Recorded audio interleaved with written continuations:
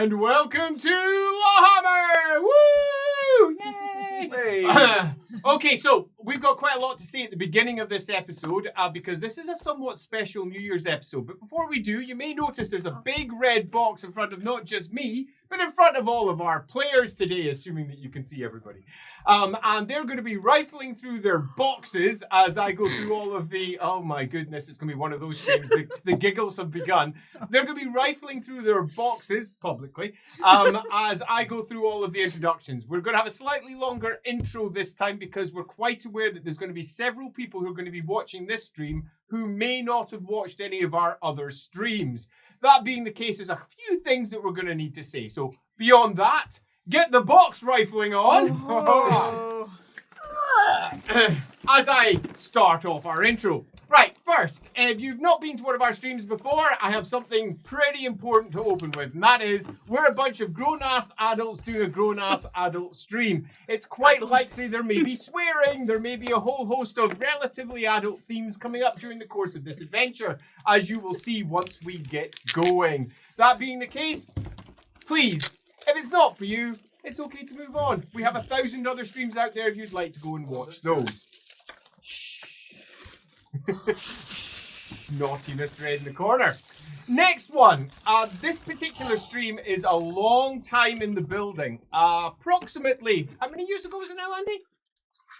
What? The starter set. About three? No, more than that. Before the 2018, 5 years. 3 plus COVID. So yeah. Oh, okay, 5. 4 years. Well, 5 5 years. years. Whatever. 4 of the people in this room, one of whom you can't see, were responsible for putting together the Warhammer Fantasy Roleplay Starter Set. I was the producer on that. The concept of that starter set was quite unlike many of the starter sets that came before.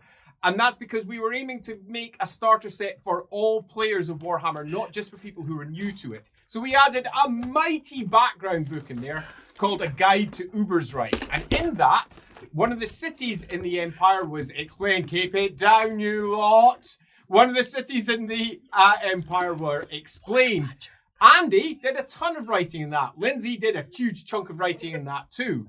But it wasn't just an interesting location. It was a location that had its own story. And this story was put in place because it was the beginning of the story that was going to be, at that point at least, presented by the 4th edition of Warhammer Fantasy Roleplay. And it was the first steps towards the enemy within. In that, there was a big schism in that city, and it had just been seized by Altdorf.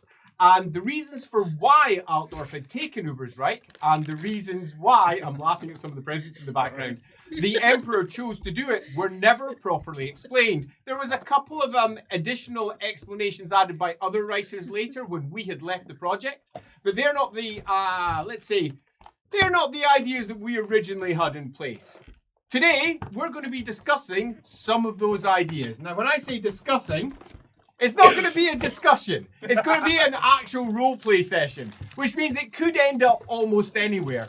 I'm going to do a relatively big GM blog on this one because, as you will note once we get started, the storyteller in particular is a bit dodgy. So there could be a certain amount of unreliable narrator going on. And that doesn't just account for the fact that we're having ourselves a lovely New Year party here at the same time. So this session is going to be very much an answer to how the Emperor managed to get it through the Imperial Diet. If you don't know what that is, it's the Reikland Diet, actually. If you don't know what that is, you're going to find out very, very soon. That being the case, be aware that this episode is relatively political. If politics are not your thing, this one may not land entirely for you. But I will say it does have a potential bang or two along the way, and no jokes about boxes, please. Alrighty, the next thing that I need to introduce is a concept that most of you are probably aware of, but it's really important you understand it for this session just in case you don't. And that's the concept of Hexenstag or Hexensnacht. I'm going to very briefly describe what this is. If you've watched my video about the Imperial calendar, I think I called it Dating in the Reikland or something like that, Dating in the Empire. Very disappointing. Very disappointing. There was no actual dating involved. It was just about calendars. Very disappointing. Yeah. if you check that one out, it does go into Hex and Stag a bit in there, and we also discussed the downsides towards that day in the Moorsleeve stream of Over and Lorebeards if you want to know more. But I'll give a very quick basic intro here. Hex and Stag is New Year's Day. It's why it's going to be our New Year's Day episode. It's also the day that the Reikland Diet gather for reasons unknown up to this point to take a vote about Ubersreik. We'll get into that in a moment. Miss making all the noises in the corner there. Oh, storyteller telling you all. Just do it. Just do it. Just take a moment. Just do it in the corner. There you go. You made all your noises. Lovely. Perfect. Hex and Stag is the first day of the new year, and it is shush, and it is important. It is dedicated to Mor, the god of death. Now, across the Empire, all manner of celebrations are held during the day, often for those who've departed. In some provinces in the Empire, it's more important than others. In Ostermark, for example, enormously important. They're out dancing, they've got huge processions, they've got all manner of cool stuff going on in Ostermark. In the Altdorf capital, which is where we are, you tend to find there's a host of important festivities during the day, and then they all withdraw inside. Because on Hex and Stag, when night falls, the full moon rises, the chaos moon rises, and it is massively full. It is one of the only 2 days in the Imperial calendar you can be certain that the chaos moon rises full. Now, if you know your Warhammer lore, you'll know that that means this is basically the day that bad guys generally try to do their bad guy things, because rituals are far more likely to work on this day. Magic floods across the Warhammer world, and all manner of awfulness could occur. Hex and Stag, the Night of Witches, proceeds with often people trying to get very drunk inside parties well away from the baleful gaze of that fell moon above them. Now, different places handle what to do once they get indoors in different ways. Some pray, some make dedications to the gods. In the Reikland, particularly down the Reich, there's a variety of older traditions where the concept is you need to get pretty drunk, and then as you hit midnight, get as drunk as possible before the sun rises. Hopefully, when representatives of Mor come around and check everyone, if they kick you or push you and you don't move, Mor passes by. And then you wake up, probably with a massive hangover the next day. Hex and Stag having passed, everything is fine. Those who wake up when those representatives come round, they are said to have a bad year and Mor may visit them. That would be bad. So, that's our quick introduction to Hex and Stag. Basically, it is, the day is a day of festivities for the god of death. Let's use the word festivities with a certain amount of and then the night is a full moon, a full chaos moon, and everybody gets indoors because that's just freaking dangerous, while bad guys tend to try and do their stuff. Got it? Done. Okay. Beyond that, you may notice we're in somewhat of a party mood at this side. That's appropriate because we're going to be starting with a party when we get going. Much like most of our special episodes, this one's going to have a bit of a longer introduction. As you will see, there is a certain individual who is currently on the cusp of learning something new. And they will learn something new at the beginning of this episode, which will nail down what happens at the end. You'll find out more about that once we get going. There's also one other thing to add. Throughout the course of the last, it's been 6-7 months now that we've been doing it live, we have had an absolutely marvellous corner goblin. Sitting in the corner of our stream, hiding behind a black curtain beside Lindsay, organising our streams. And there's her bag right there. Is she waving there? Oh, look at that. Little hands coming in. Oh, you go! The goblin is taking them off. Erin has been nothing more than marvellous, and we would like to congratulate Erin for being so marvellous. Now, beyond giving her some cool presents and giving her a nice big clap and saying thanks very much, Erin, I would also like to say that Erin is in command of something relatively important today. Erin enjoys our streams. That's a good thing. She's stuck in the corner watching them every week. And sometimes you may have noticed that Erin giggles away in the background, snickers, is really entertained. Now, she isn't always entertained by the thing that's most funny. She's sometimes entertained by something that's dramatic. She's sometimes entertained by a particularly impressive speech. Indeed, that corner goblin has fickle tastes. You might even call her mercurial. That being the case, I am going to pass over to that corner goblin at the end of this episode a one-off vote Oh. The corner goblin can pick out one of the pieces here, and it could even be the tree. Because it's fair to say that you may have noted that one of our players is missing. Poor old Dan is ill today. We'd like to say get well soon, Dan. Get well soon, soon, Dan. Dan. Get well soon, Dad. Hopefully he's out there in the chat. If you're not, fuck you, love Dad. you, dirty Seriously, bastard. why aren't you watching us, Dad? We've got extra numbers on our streams today. Show him his Seriously. box. Show him his box. Show him his box. Show him his. No. Show Dan his box. That's a bad Um, omen. I don't even want to get started on showing everyone Dan's box. But one player will be marked out by Erin, and the player that Erin, the corner goblin, has decided is the most entertaining by Erin's standards. And Erin's standards, as we've noted, are somewhat uncertain. But the player that she determines will get a fate point. We love you, Erin. This is where everyone now says Erin's the best, their best friend they've ever had. Please, Erin, give me the fate point. I'll pay you because real that's money. fun. I'll Now, pay you real money. if you happen to be out there and you are entertained by something through the process of this, mark it out for Erin. Tell Erin this is something that you think that she should give them a fate point for. There will only be one, because I'm a heartless fuck. And I don't really care if they all get one or not. They did more than well enough in our Christmas episode last week. So there will be one on offer. I wonder who it will go to. Okay, so we all good. Real money. Real money. Can we just say thank you to our assistant producer, Lorelei Law, for helping me pack all these bags in a very short amount of time and pick out Thank you, some of the Laurie. presents. Thanks, Laurie. You Thanks, rock. Laurie. Awesome. Thank you. Super awesome. Right, anything else we'd like to say before we begin? Love you. There you go. Anything else? All right, so are we all ready to find out what caused the fall of Ubersreik? Because here comes episode 26.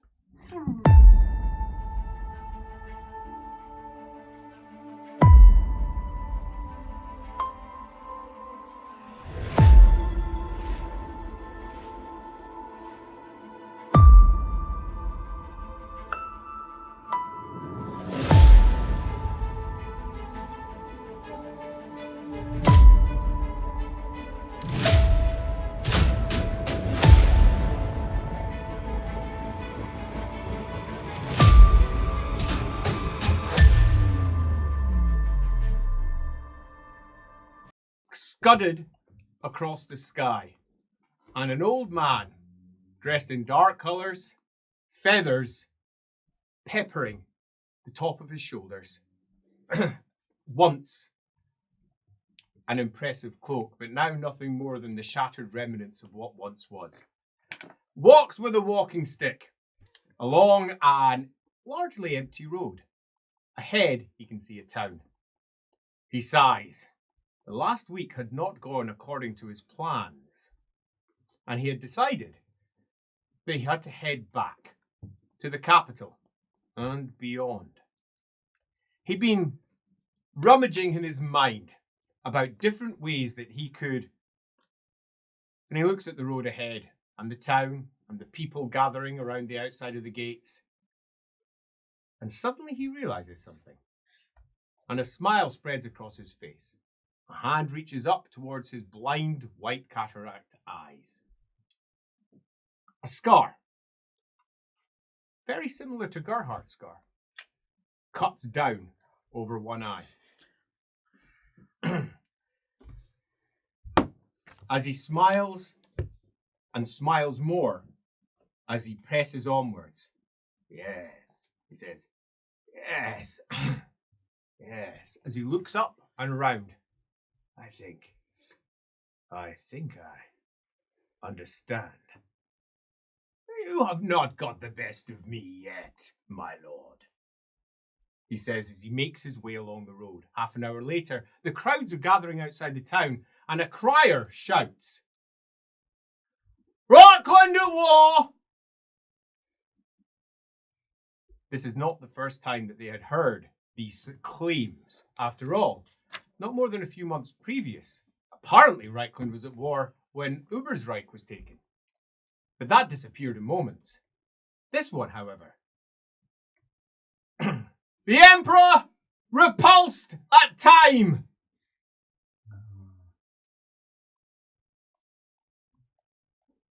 This did not go the same way as Ubersreik. Tame did not fall.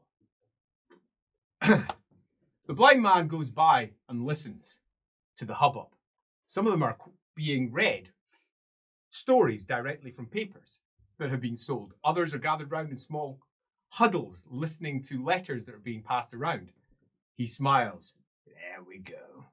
It's begun, he says, as he makes his way through the crowds, listening. According to one, thousands are dead. According to another, there's been no casualties at all. Each one of the various broadsheets, each one of the storytellers, each one of the various people who are calling out what is happening in the Reikland have a different version of what's occurring. Nothing is certain as he pushes through the crowds, stops, and then moves up towards the gates. But before he reaches there, he stops. Ah, of course, he says. Apparently, it's not uncommon for random old men to see random things to themselves because nobody around him particularly cares.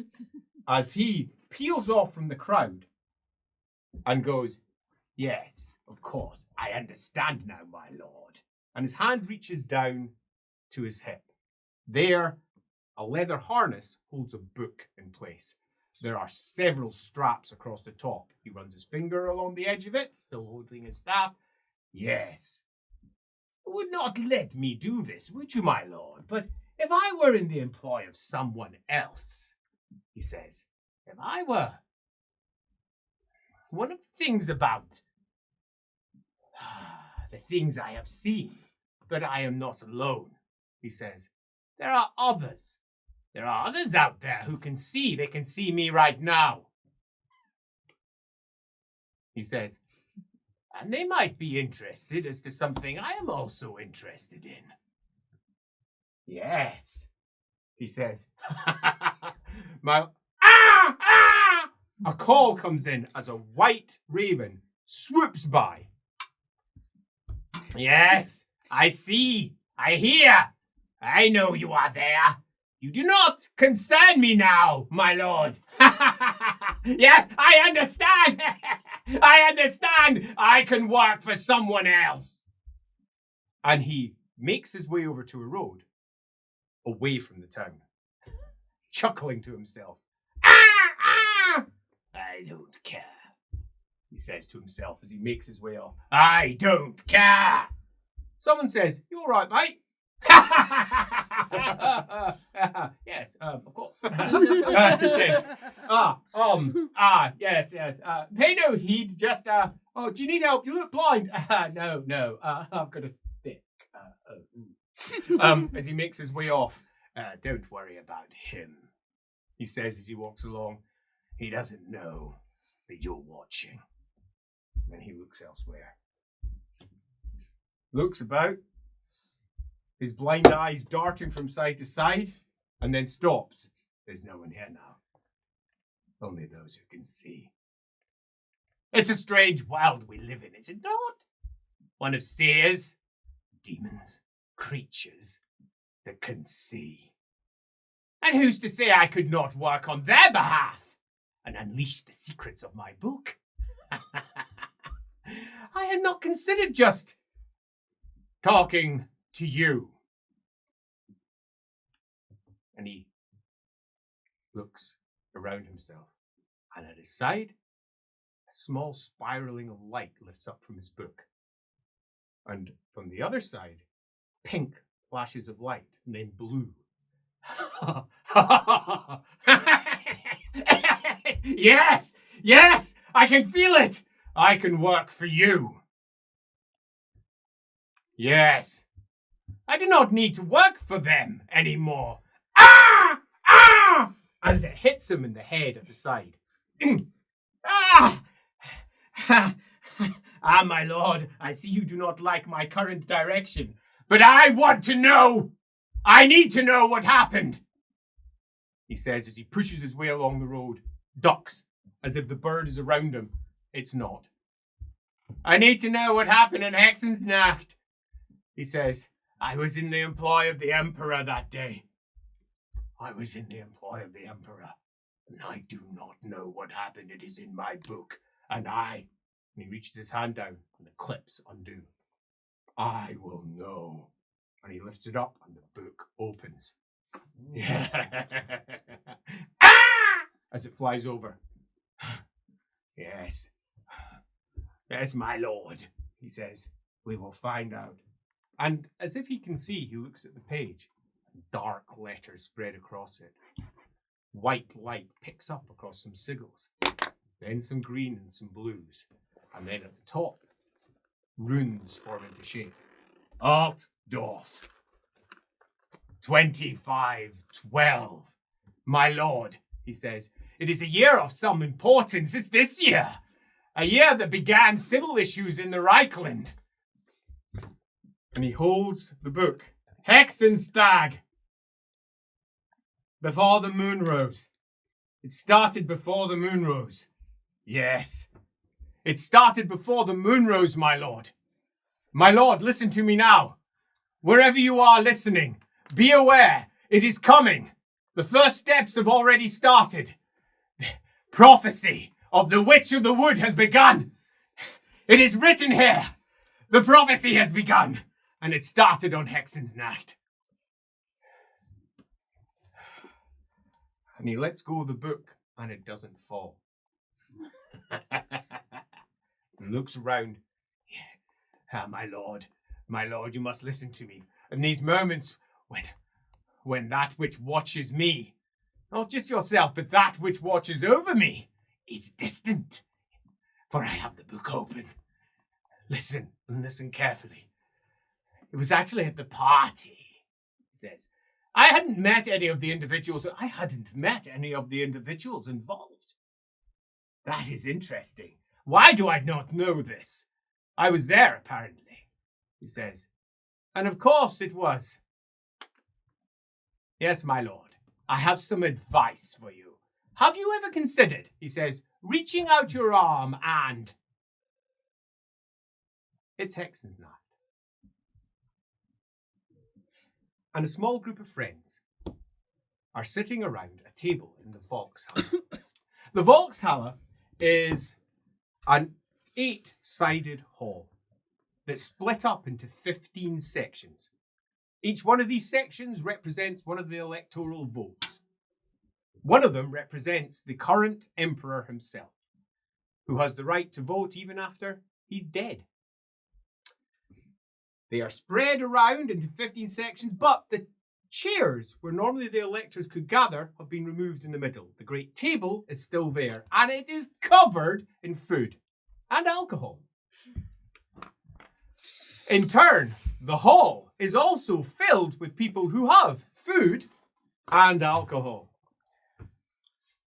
They are all there at the invitation of the emperor himself. He had decided to host a great party on Hexensnacht after the celebrations of the day, the dedications to Moore, of course, for the Reikland estates. Those, at least, that were inside the city.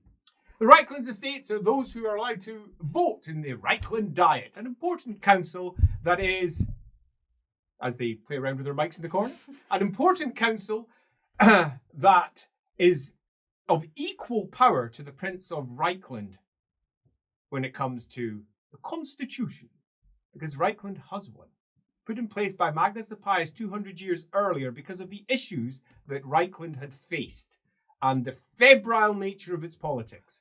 The Prince of Reikland was balanced out by all of the nobles, and it was the only way that he could get his preferred candidate in as prince. This constitution is made manifest today, as throughout this hall are various representatives of the Imperial estates, and in some very few cases, the actual lords and ladies that run the estates themselves. In one corner, somewhat separate from the milling crowds who are mostly representatives of the estates. They are mostly people who are not of great importance. They are speaking on behalf of their fathers or their mothers. If a vote should come up, which of course it shouldn't do, especially not today and all days, it's a cursed day. Nothing happens on Hexenstag. If a vote should come up, they would turn up and they would speak on behalf, and if anything needed to be done, they would send letters back if it required their parents or their masters or their mistresses or their lords or their ladies. They would summon them in to add to the general debate. It would often take a long time before you go. And just in the corner, hiding behind the Talabik land section, are a small group of friends gathered around a table. And one of them, Leikland Halskrug, had just reached out a hand and tapped it upon the ever-increasing drunken shoulder of one of his older friends, the Duke of Mackenstein.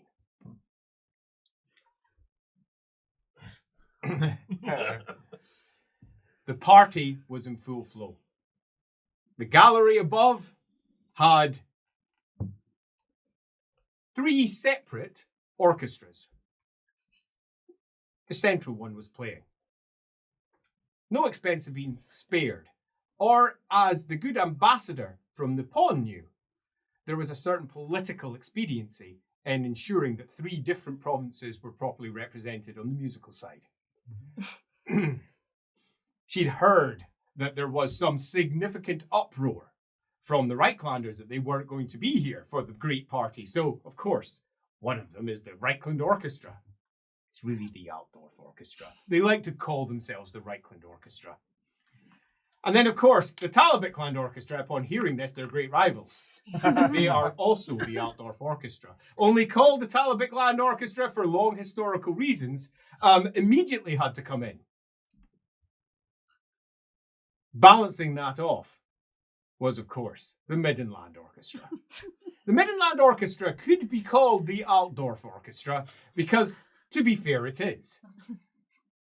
But they're all people, unlike the others, of Middenland extraction. She's fully aware that that sometimes means 10 generations ago or more.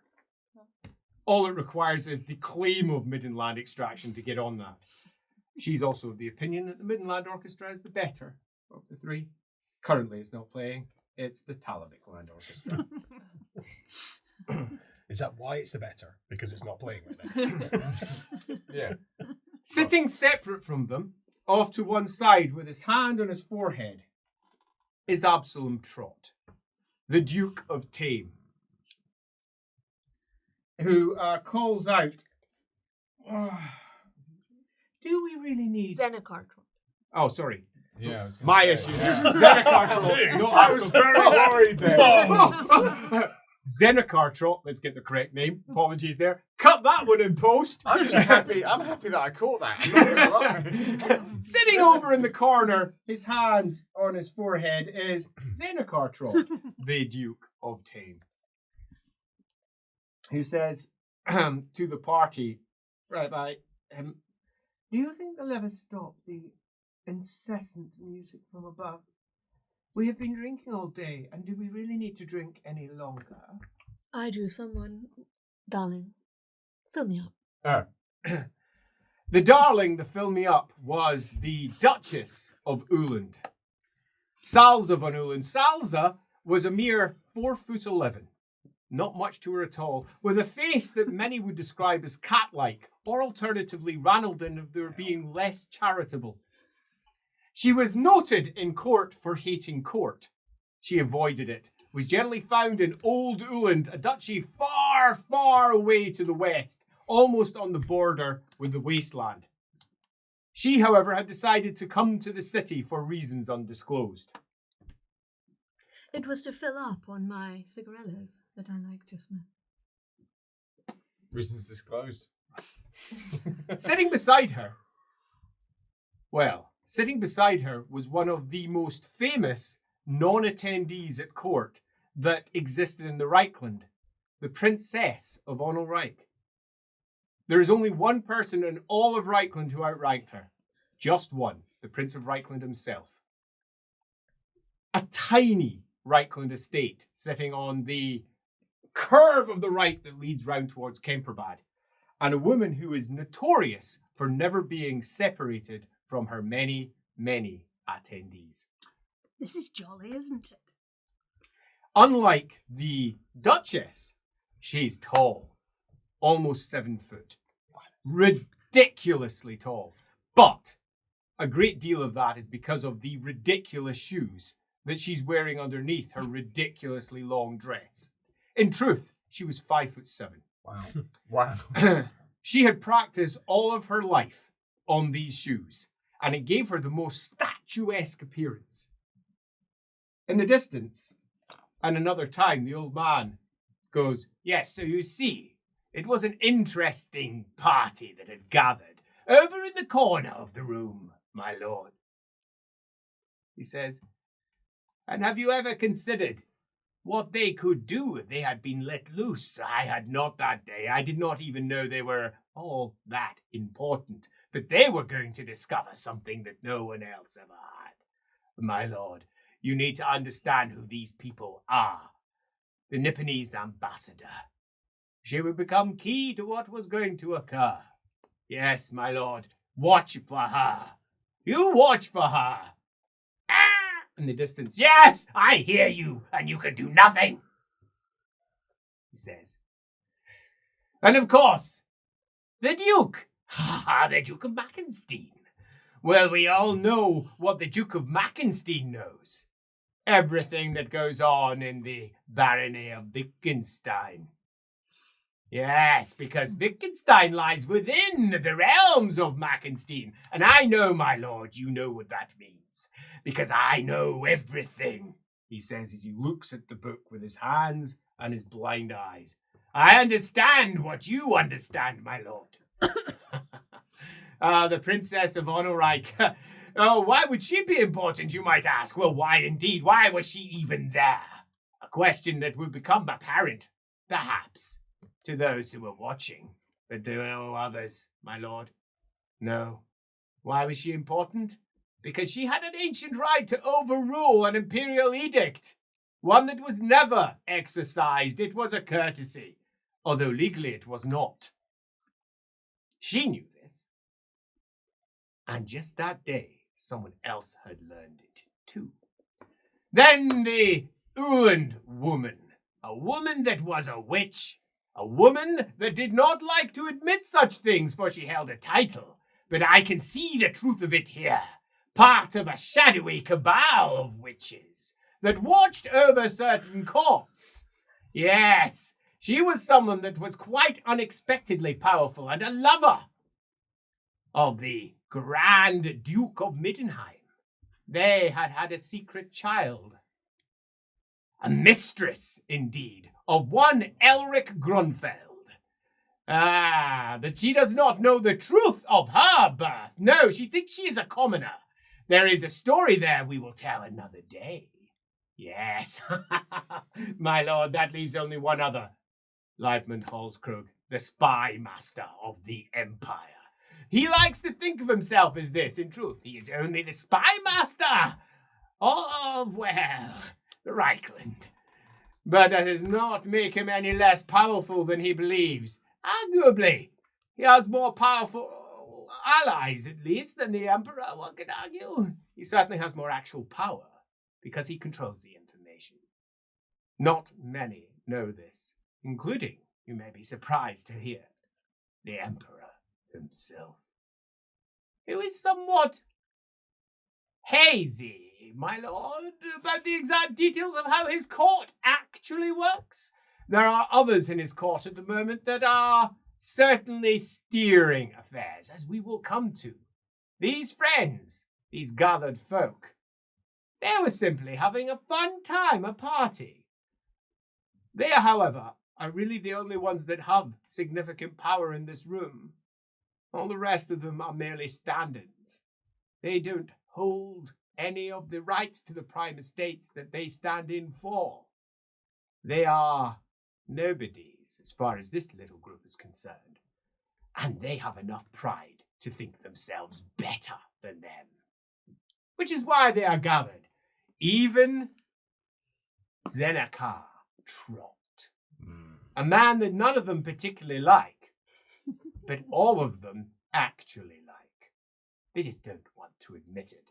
He has separated himself from the crowd and also them, but he is within earshot, lest anyone wish to talk to him or he to them in return. He doesn't wish to be with the masses because the masses smell.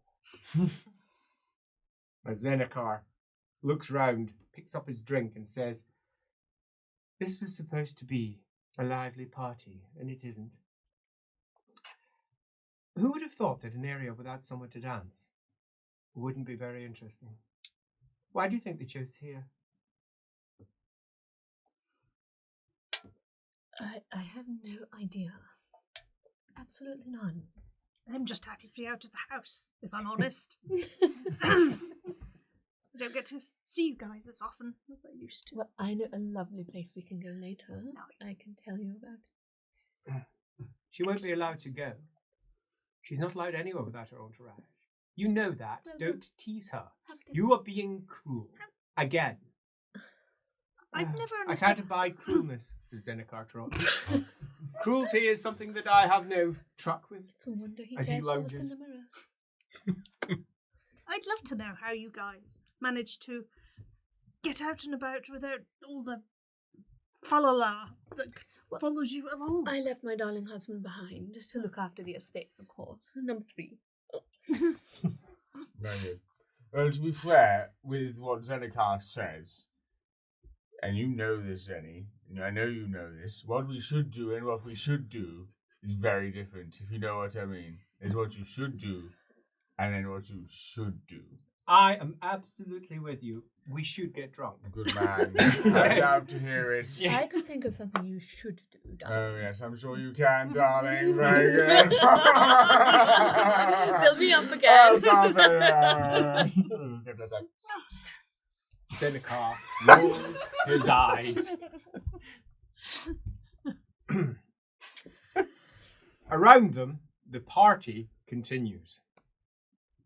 It's lovely music, Mm. don't you think? Oh, yes. Zenekar screws his eyes. What kind of music do you have back home? Is it as good as Reikland music? Well, actually, if you would like to try and listen to it, I am hosting a little party in a week or so. You are all more than welcome to come on in. No. I will make sure to have some Nipponese music. Is it a reception? Yes, it is. 2 parties in 1 week. I have such good Amazing. taste. I'm sure it's going to be marvelous. Well, you know, I've met your husband. Oh, have you? Yes. Well, he will be there, Good taste. of course, and we will be celebrating the new year properly. Zenekar, don't look at me like that. You've seen her husband too, you know. She's got good taste. Ring passes by his face. You missed. Try again.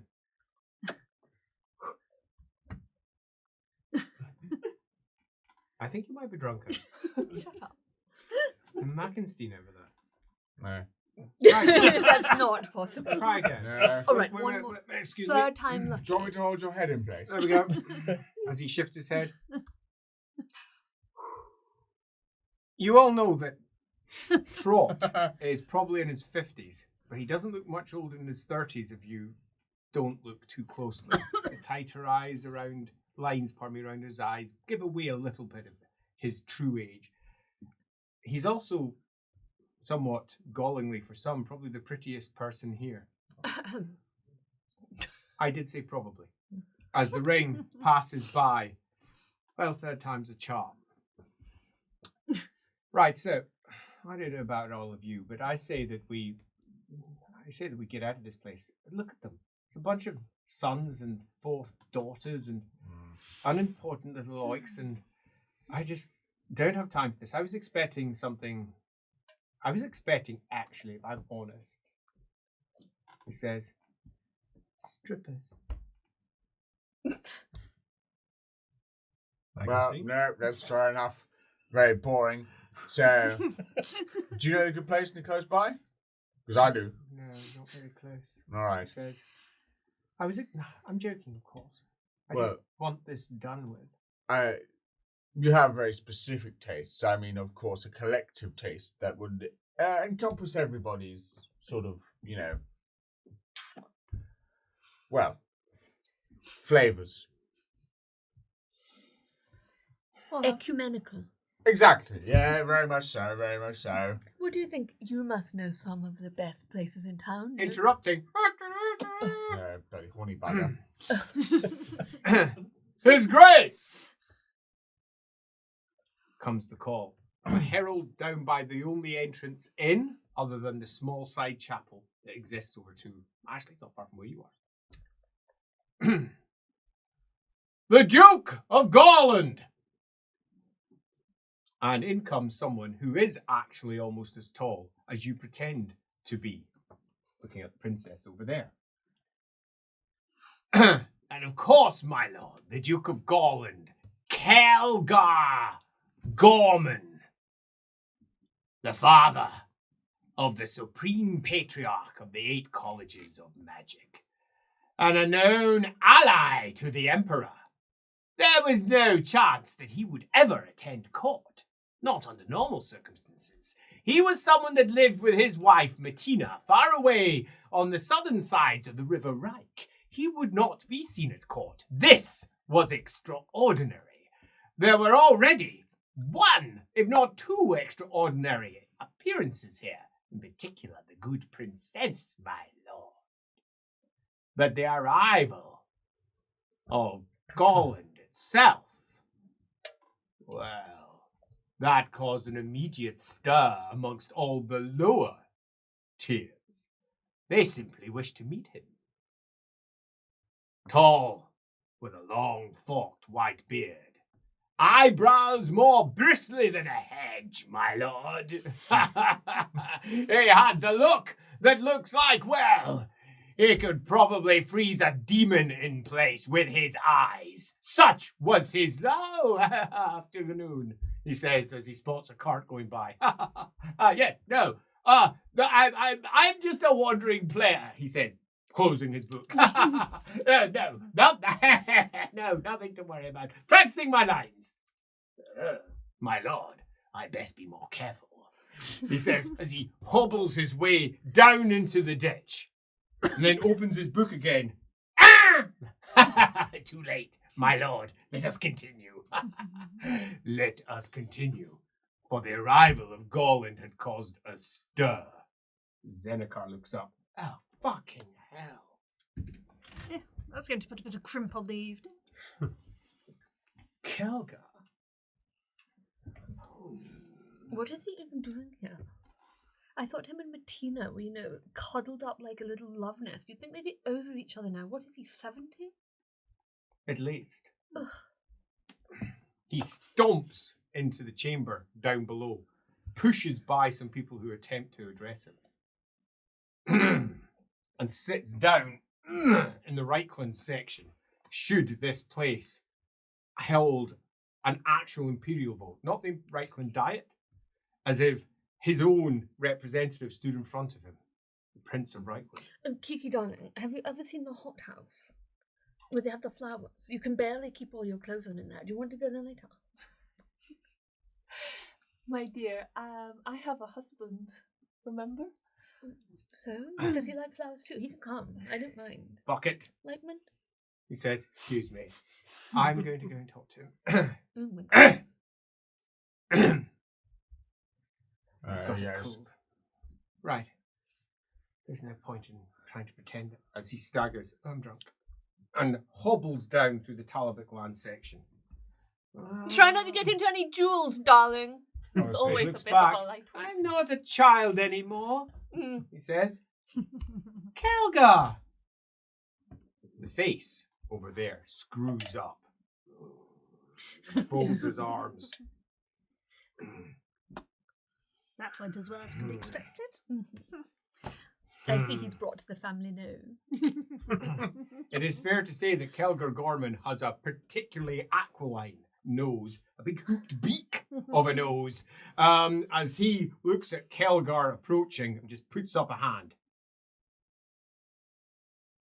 Kelgar, apparently is someone that Zenokar has absolutely no issues in ignoring. as he just keeps on walking towards him, staggering slightly as he eventually arrives. What are you being so quiet? Simply waiting until I have something to say. Oh, come on. Just say something. Well, Anything. I'll ask a question if I All may. right. I'm very curious. How did you manage to evade your entourage this yeah. evening, Princess? There's something he doesn't know. It's not so much an evasion as an instruction. They weren't allowed to come in. It was wonderful. It's good to see you without, so many taggers on. They are beyond annoying. So are they waiting for you outside? Yes, they'll have to cool their heels while I'm in here with you. We must make Wonderful. sure to bring them some alcohol, otherwise they won't be passed out like you're supposed to be by that time. Indeed. True. Maybe, just maybe, I might get past them this evening. Have you been boning up on our customs? Well, of course, I can't be an ambassador without knowing where I am. I practice every night for Hexen's Yeah, that's the case. Drinks? Drink? Darling, Drink? Of course. fill me up. I'll have a vanilla martini. And my lord, It's not shaken. he says, as this was occurring, the great doorways into the hall, they swung open, and arguably the most important member of our party arrived. A great sculpture of a tree. It spread upwards, its branches reaching for the heavens. It is fair to say, my lord, that it was exquisite in its detail, topped at the very peak of it with an 8-pointed star. A gift! It was a gift that was given to the Reikland estates as a whole from the ambassador of Nippon. This tree was not just exquisitely carved, unbeknownst to those who were watching it, it was actually alive. A piece of holy wood that was being presented had been properly grown in the Jade Order for the last 2 years, finally being presented in the center of the table to the whole Reikland estate. Of course, those who had gathered there to impress each other and, how shall we say, attempt to, be as important as those they represented, my lord. They gathered round it like it was something interesting. But this 5, they had no care for the tree, even the one that had gifted it. As far as they were concerned, the tree was not even there.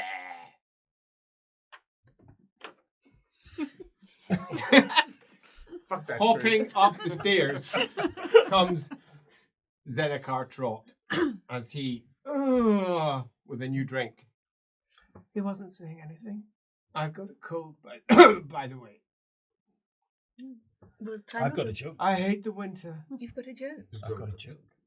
I love to hear jokes. I love jokes. Why is Yeah. Zenekar popular with Marius Lighthoff? I don't know. Because he's a little horse. Very nice. Very good. Very good.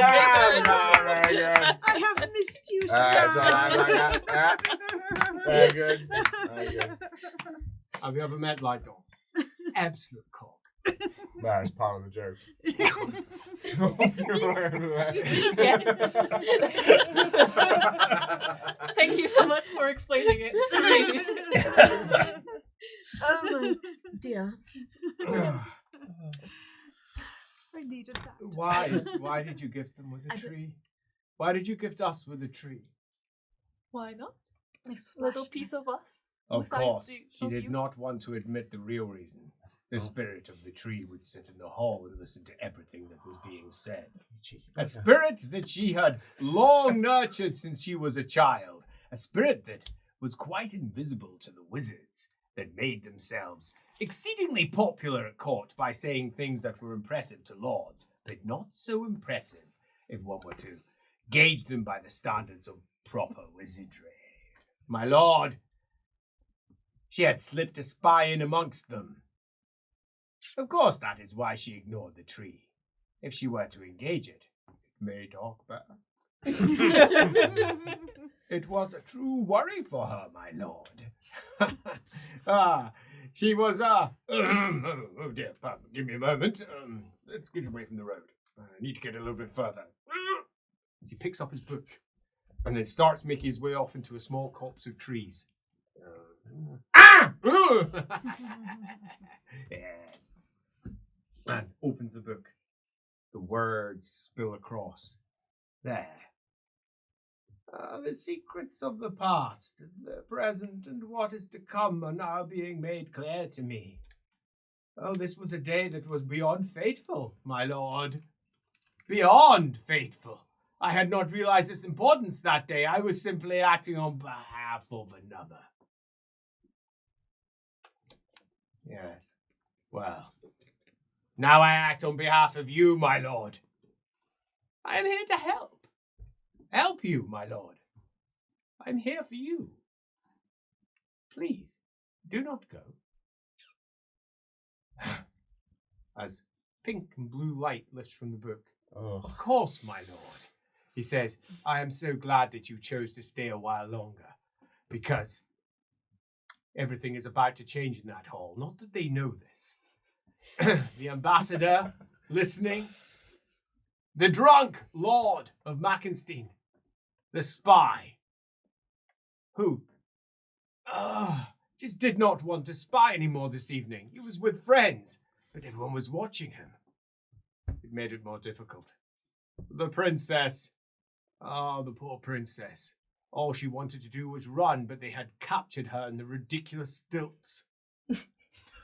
She didn't realize that several generations before, my lord, that the shoes had been extended and extended purely to keep track of their errant prince or princess. And besides, she had to be taller than everyone else at court, and one of her ancestors had only been born at 4 foot and 8 inches in height, which meant the shoes had to be the biggest they could be, my lord. A small jest, of course. But then she is saddled with it to this day. She did loom over everyone. When she sat down, well, the angle at her knees looked quite ridiculous. And then the call comes out from across the hall, my lord. A call that should... Oh. Pardon? And from across the corpse comes a voice. Is there anyone in there? My lord, interruptions. No, go away. He said, go away. I'm at my toilet, doing my no, this is ridiculous. I'm shitting. Oh, right. You often talk to yourself when you shit. Comes the call.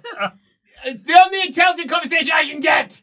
I wish to buy miscellaneous drugs, please.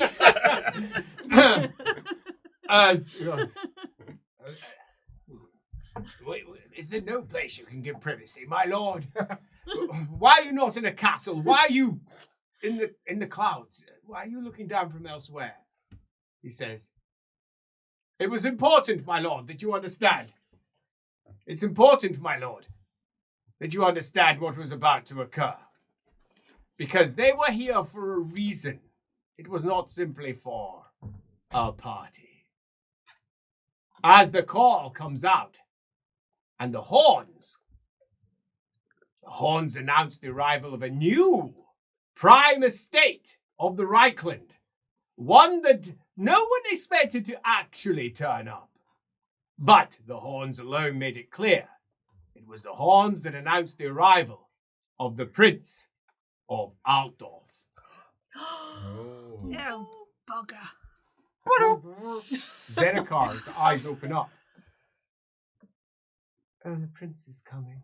Do you know about this, Dalton? What is going on? The prince is coming. Do we need to have a talk after? Oh. In a private prince little is chamber? In your dreams. The prince is coming. I don't sleep. It's a waste of time. I just pass out. Did you say? I've gone along with this sort of malarkey before. The drink until you just that's it, and it's good time.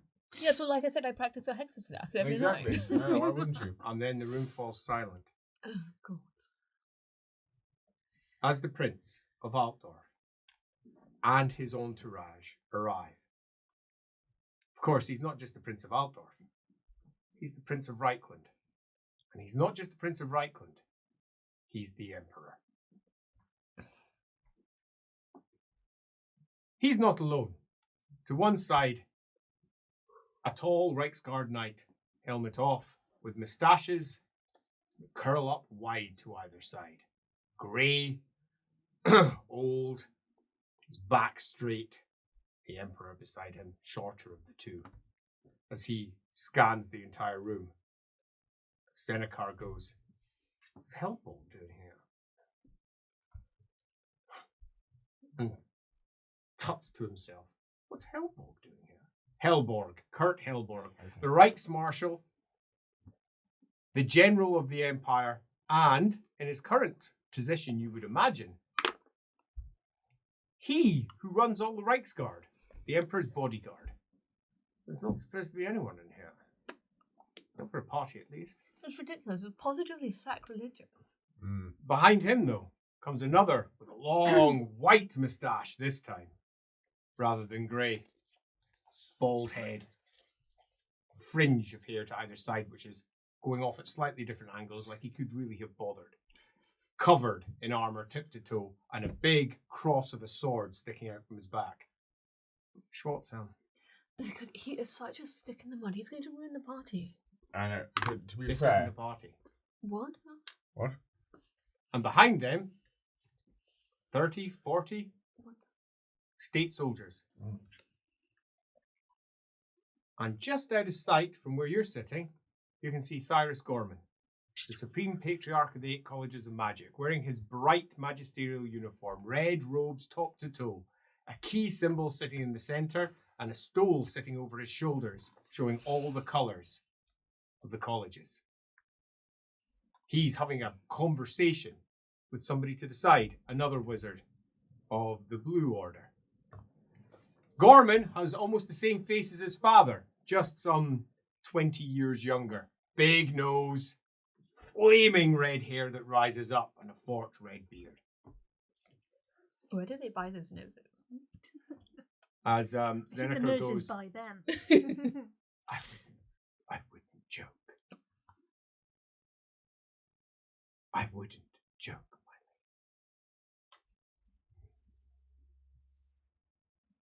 lady. We're too drunk for this. We're too drunk for this. Yeah, colour dreams. I agree. I'm going to nip to the little boy's room. You can't leave. The Emperor's here. You're not allowed to move. Don't be an idiot. Okay. I could pinch you really hard. Don't do that. You know what Schwartzel's like. He'll look for any opportunity. Call you out, you'll be thrown out. Maybe that's for the best. Maybe that's for the best. We should do that. And he coughs.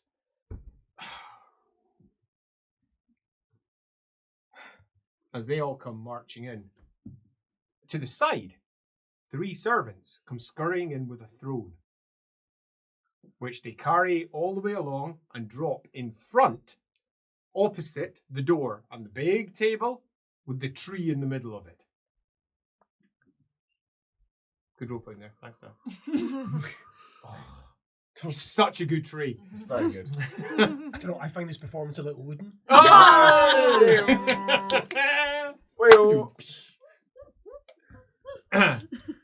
The Emperor keeps walking in as beside him, the Reichsmarshal, with long moustaches, scans around the room and stops as he looks up towards your little table. Sees Trot, scowls, and sees the princess, and a slight smile crosses his face as he then carries on and crump, crump, crump, crump. At the sides, Reichsguard come in and start making their way up the stairs towards the higher gallery all round. This is no party. Not anymore. What is going on? We've been ambushed. What? We have been ambushed. Indeed. Did nobody know about any of it? Well, who fucked up? What brought you here? Me? Yeah. Well, there's no real anything. I just sort of turned up as part of the, turn up, get drunk, have a nice time. Job done. But you were in Altdorf anyway. Yeah, of course it was.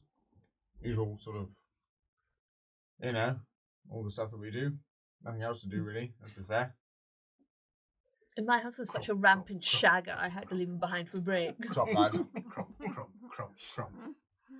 As Zenekar goes, will you all shut up? Right. Seriously, be quiet. What are they doing? The Emperor keeps on marching across, leans over and says something to Helborg. Nods. The Emperor's a tall man, about 6'1". You can tell that he's probably recently been dealing with dwarves, because currently he has a beard. It's short, it's not particularly long. He shaves it off when it's not important. He grows it back again accordingly.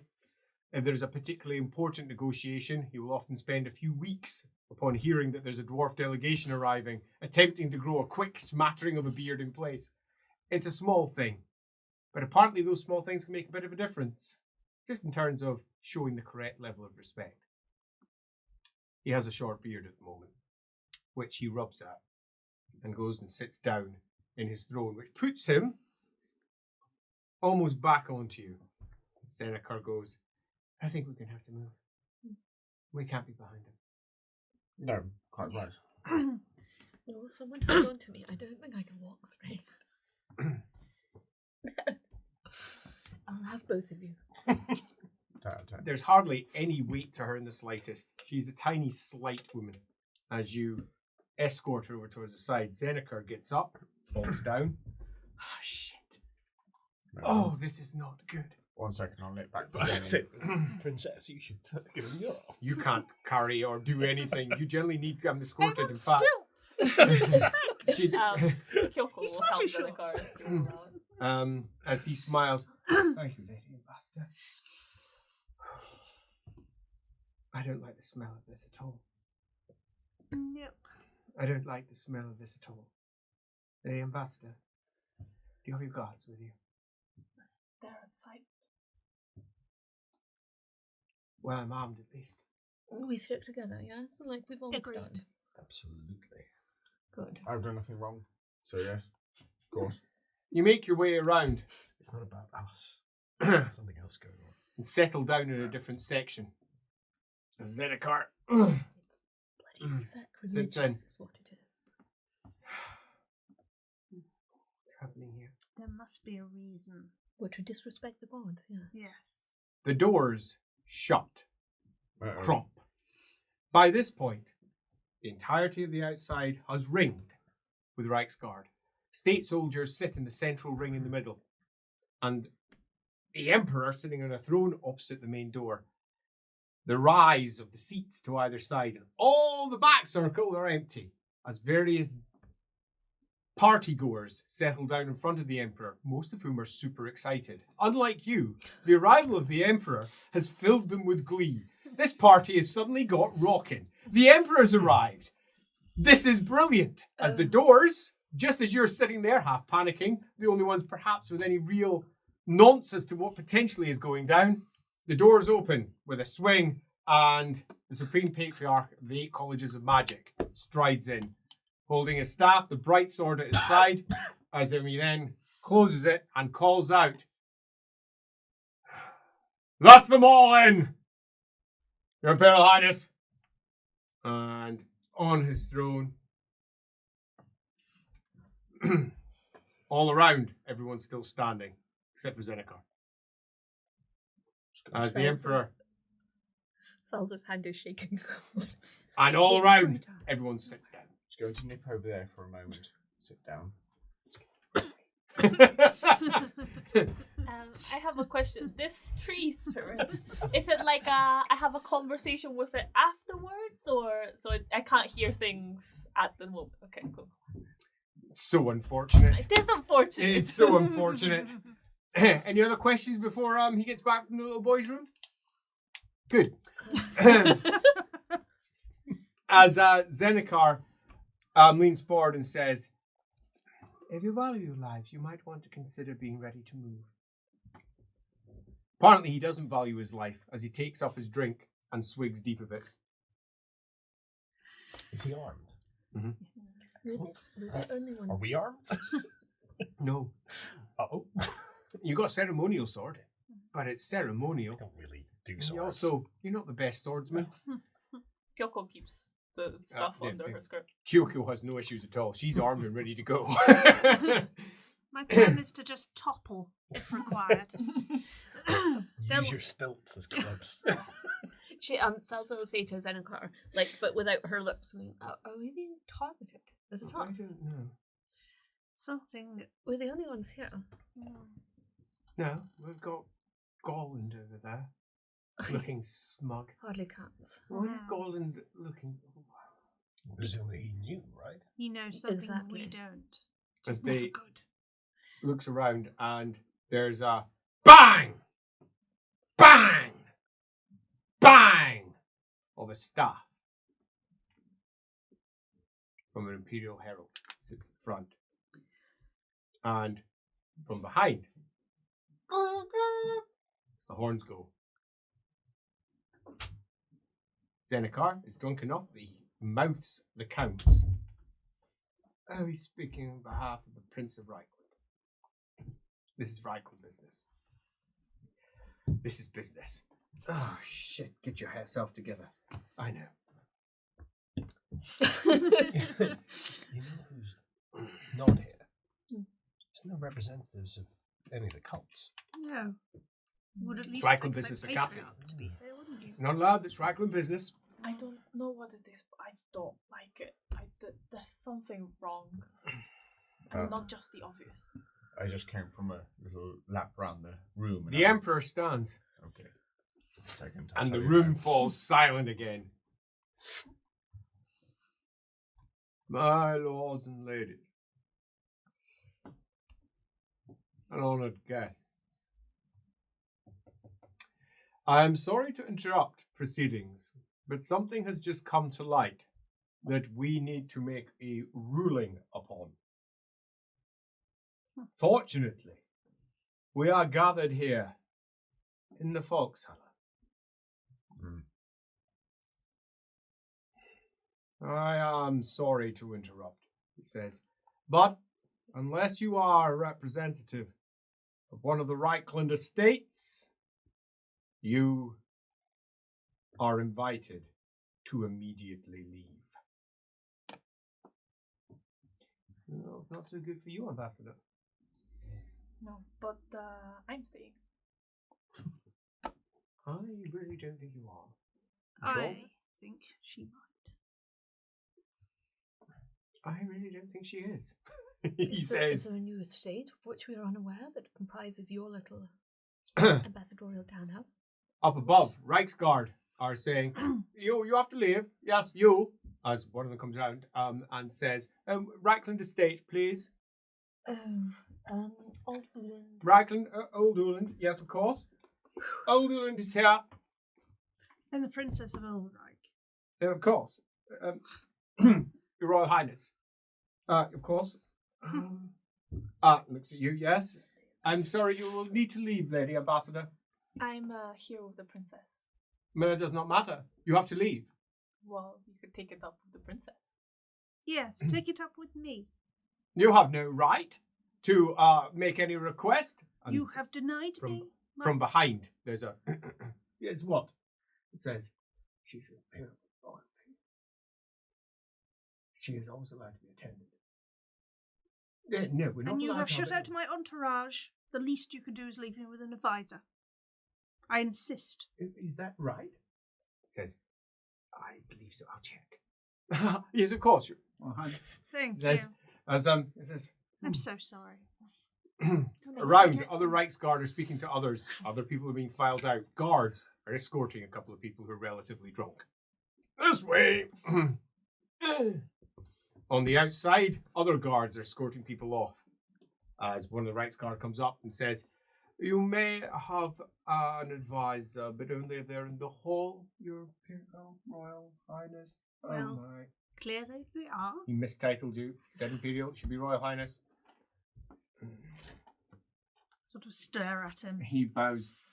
Clank, clank, clank. Clank, clank, clank. Would you like to try that again? Yes, Your Royal Highness. He says, Better. you may, of course, have an advisor. Of course I may. Who would you like to appoint, Your Royal Highness? The Lady Kyoko. Of course. Actually, the whole She'll thing, smile at him. this whole thing just interrupts a good time. Don't So worry, he darling. goes down. I've got your back. The Emperor, still standing, watches as slowly but surely everybody is siphoning out. Nods.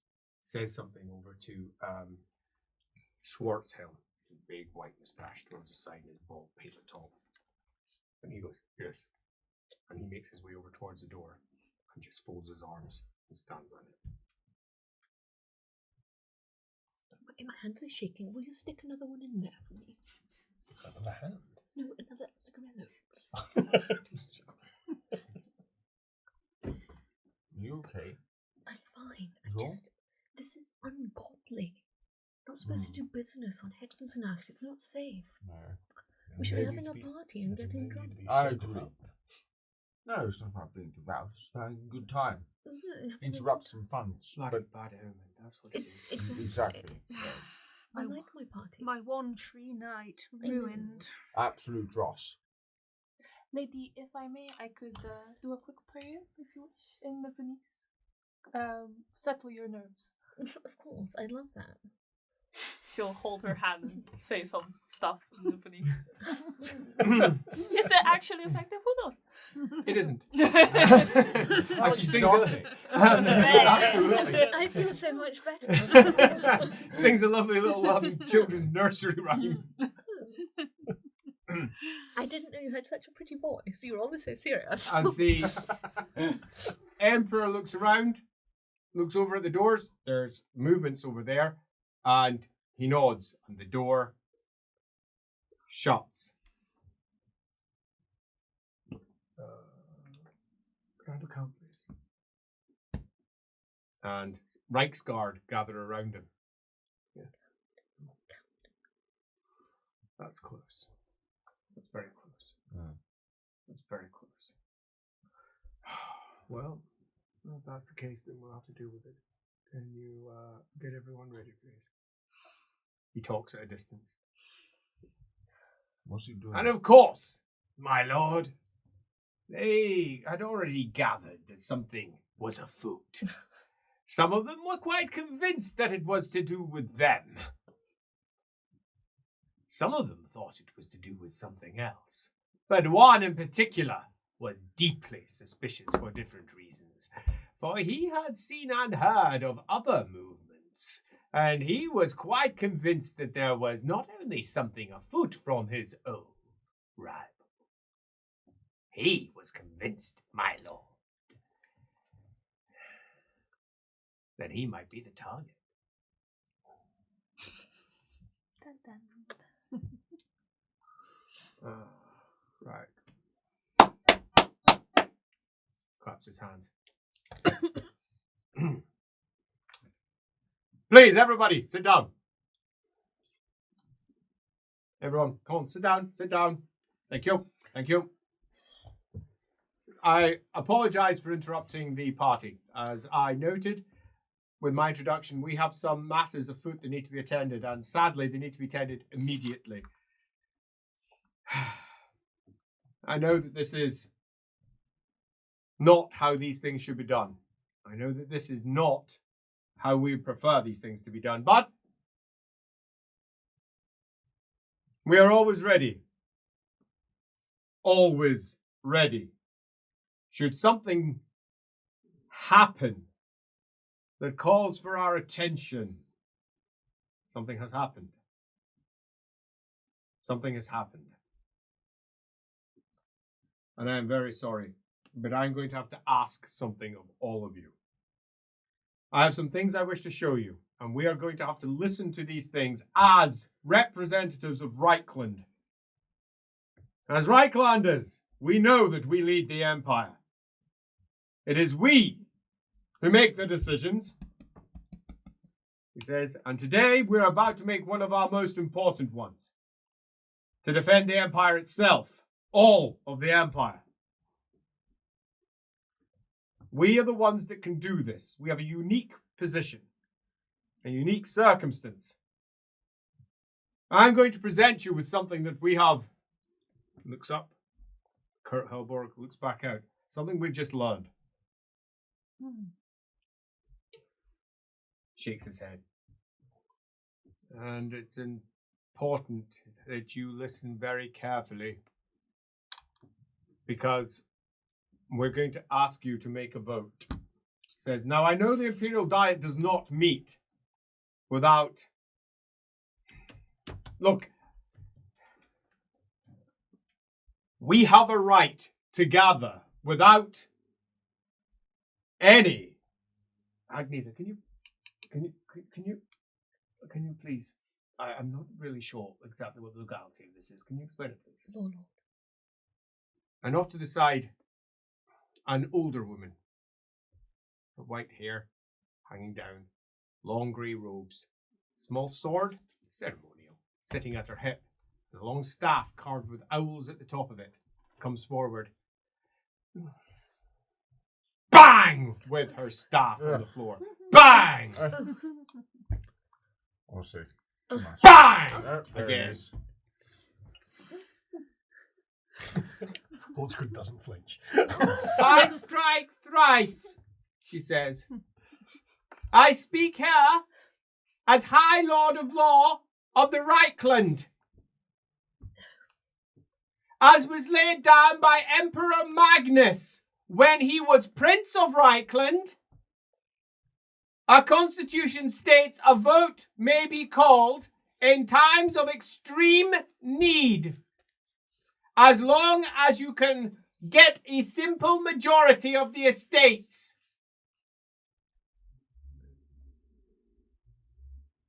We have exactly that. Zenekar smiles. Good. He says quietly. Oh, that makes me feel so much better. So the Emperor, our Prince of Reikland, is in a position where he can call for a vote. There is a legal quorum. And Zenekar sticks up his hand. Tame! He calls, Tame! We are not at the point where you can make any objections. I don't care. Tame! Looks over. Karl Franz. Stands. High Priestess, Your Imperial Majesty, Prince of Reikland. I think we can come to a very simple conclusion with all of this. He says, I abstain. And he gets up, he starts wobbling out. As he moves down, the whole room watches as he wobbles down. The Emperor grits his teeth.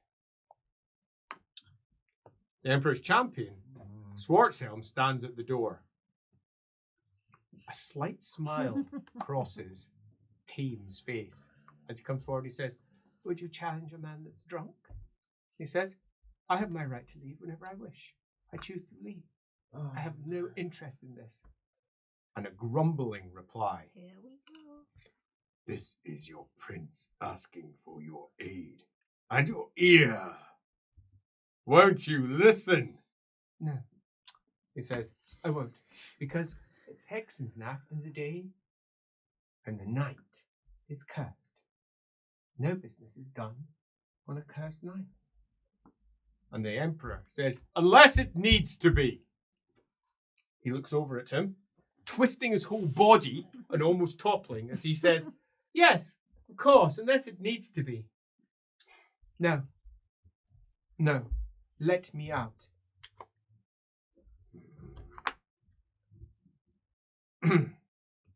The Emperor says, let him go. Tame bows and backs out the door. Click. Lord looks in. We are now one short of a quorum. You can admire his balls, can't you? I often Says, do. but we will proceed nonetheless.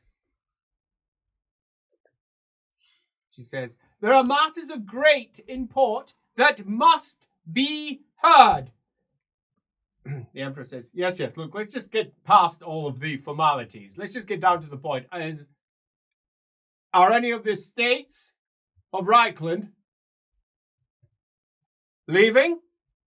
As he looks at the various representatives, they are clearly not going anywhere. One sticks up their hand. The Emperor looks over. Yes, Midvold. I'm just...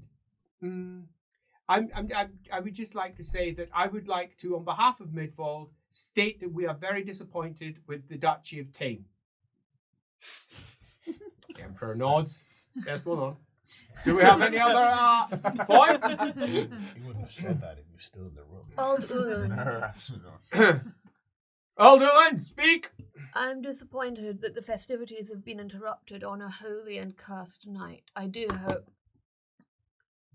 that the Morians are here to oversee our safety. There's a smattering of claps from some others. Another hand goes up and says, the West March. And he says, yes, Wilhelm.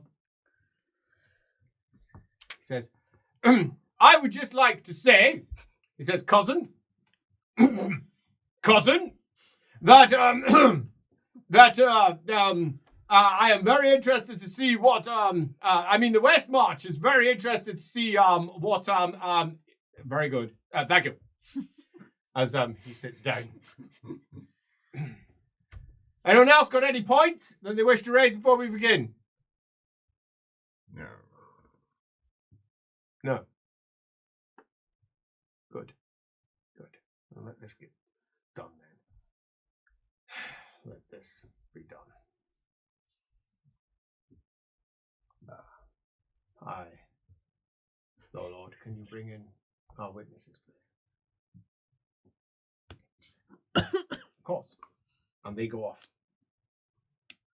Small contingent of Renans make their way over towards the main doors.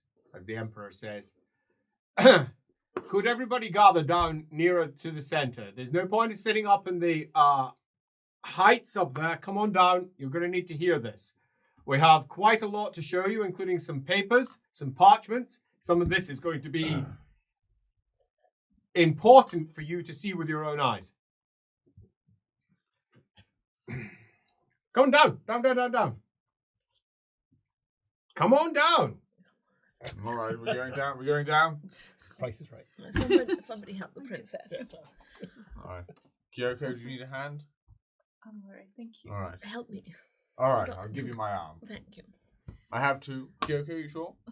No, I'm going to need both. Oh, fine. I'm sorry, love. That's This alright. one is distracted. My Kyoko, darling. darling, attend me.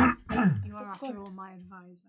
Yes. And my lord, that is when I entered the chamber.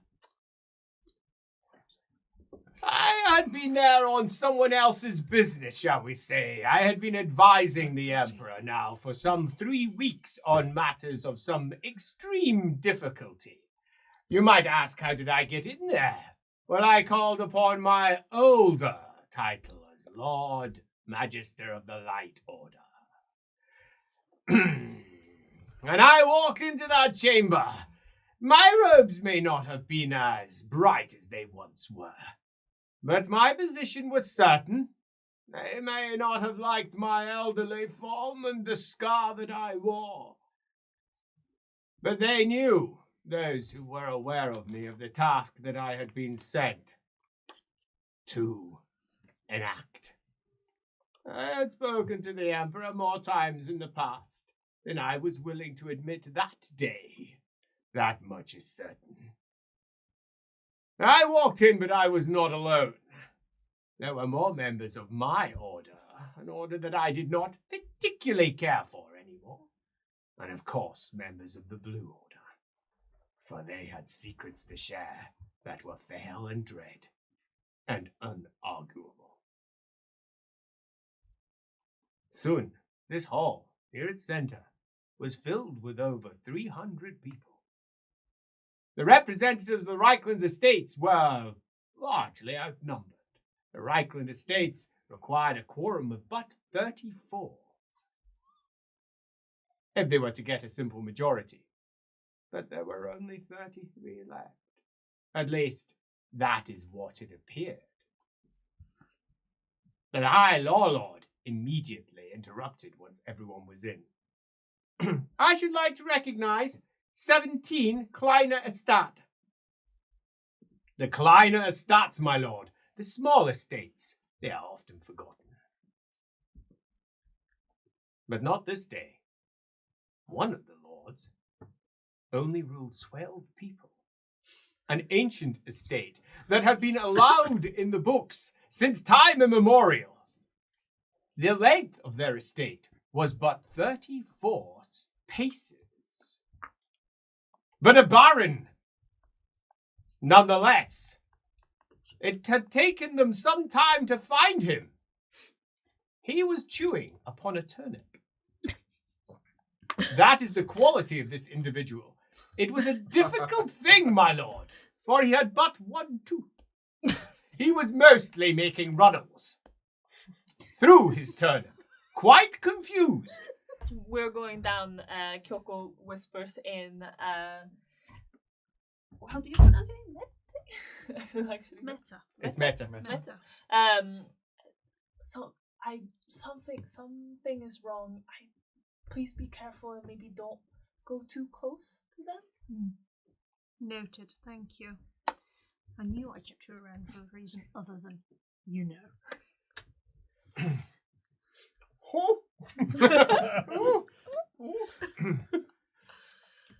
But my lord, that was not the only one that was perhaps somewhat simple of birth. For all that they were all noble by right, of these new Kleiner estates, only 2 actually knew they were noble before they had been approached. They had been found for this particular vote, for they did not trust that they would win that day, and they were right to do so. My lord, certain matters were about to be resolved in this hall that were going to change the Reikland forever.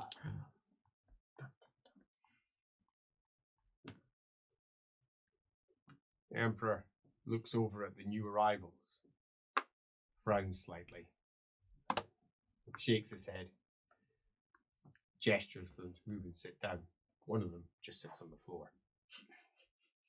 The Emperor closes his eyes, opens them again. Get him up, will you? And a right scar comes over, picks him up bodily, and pushes him down into one of the chairs.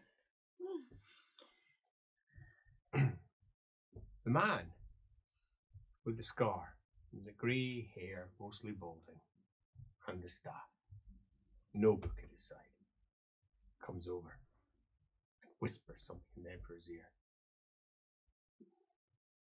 Yes, I know. We'd best get this started. He says, of course, my lord. I will do whatever needs to be done.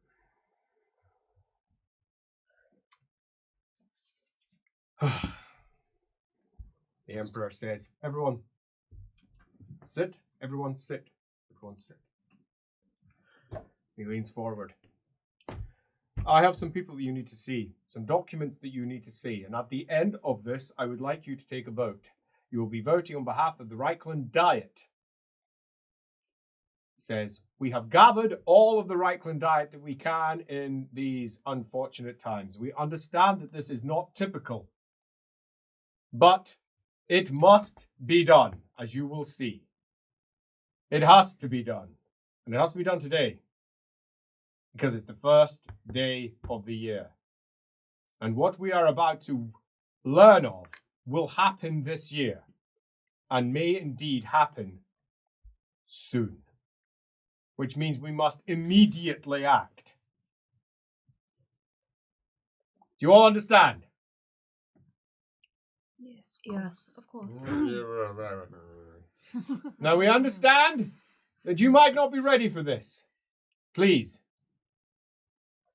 If you have any questions, raise your hand. Do not shout out. I know that is our normal procedure, but please raise your hands. Many of you are quite drunk after the day. So you need space to air your views, and we understand that. Raise your hands. Do not talk over each other. Do you all understand? Yes, Your Imperial Highness. Good. Yeah. Good. Bloody He says, Lord Magister. Lots of heads turn to him. He smiles. No. Lord Magister. And points to the man in black, who apparently represents the Light College. His bald head, the scar down his eye, his staff. As he steps forward, before the big tree, that tree, before the big tree and the gathered audience, and says, my lords and ladies, let me introduce myself. My name is Lord Magister Johann of Pestos, he says. I am known most commonly, he says, by the name Ulrich. He says, I was the master of one patriarch. He says, with a big, deep sigh. Van Horseman of the Light Order.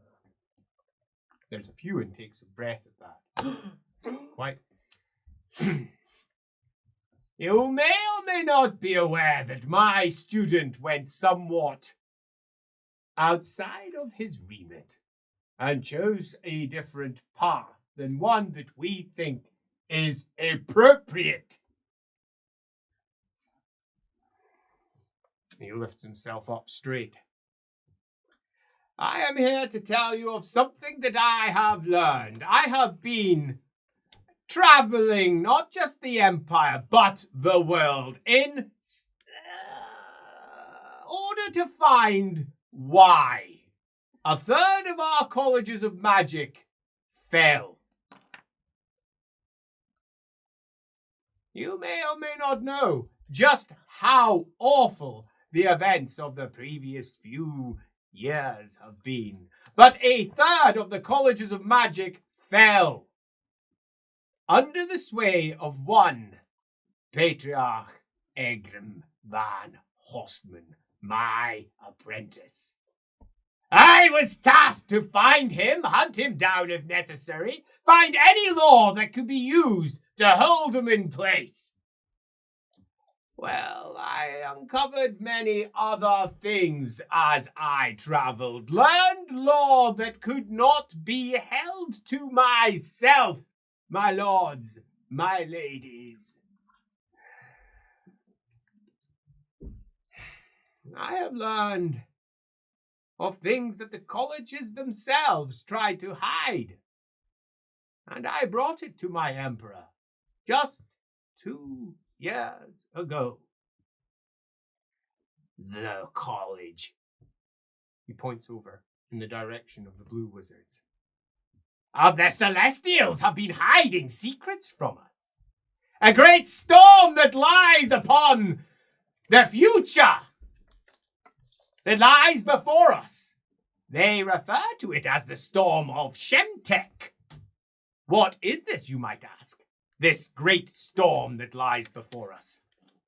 Yes, what is it indeed? The college would not answer me when I asked, and asked I did. Indeed, they attempted to prevaricate.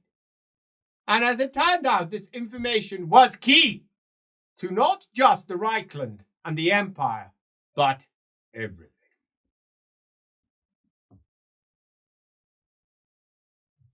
Let me explain. And of course, my lord, I sat down and I attempted to explain to people who did not understand the concepts of magic and what could be seen and not seen by magic. Some of them simply did not understand. The concept, I thought, was simple. There was a point past which none of the blue wizards could see. There was a point at which none of the blue wizards could see any future passing. And that point came at 25.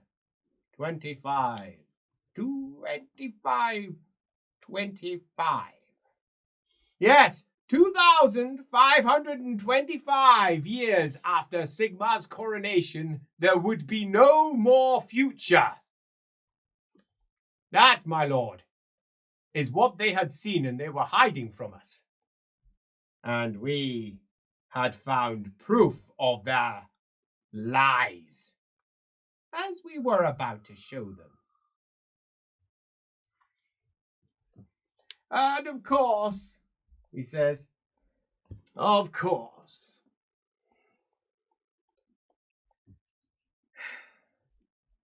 when I informed the Emperor of what I had uncovered whilst I was in the service of another, the law I had found, an investigation was started, and they uncovered this. He points over to the Law Lord. She comes forward with a scroll that bears an Imperial seal upon it. From the hand, he says, of Emperor Magnus the Pious.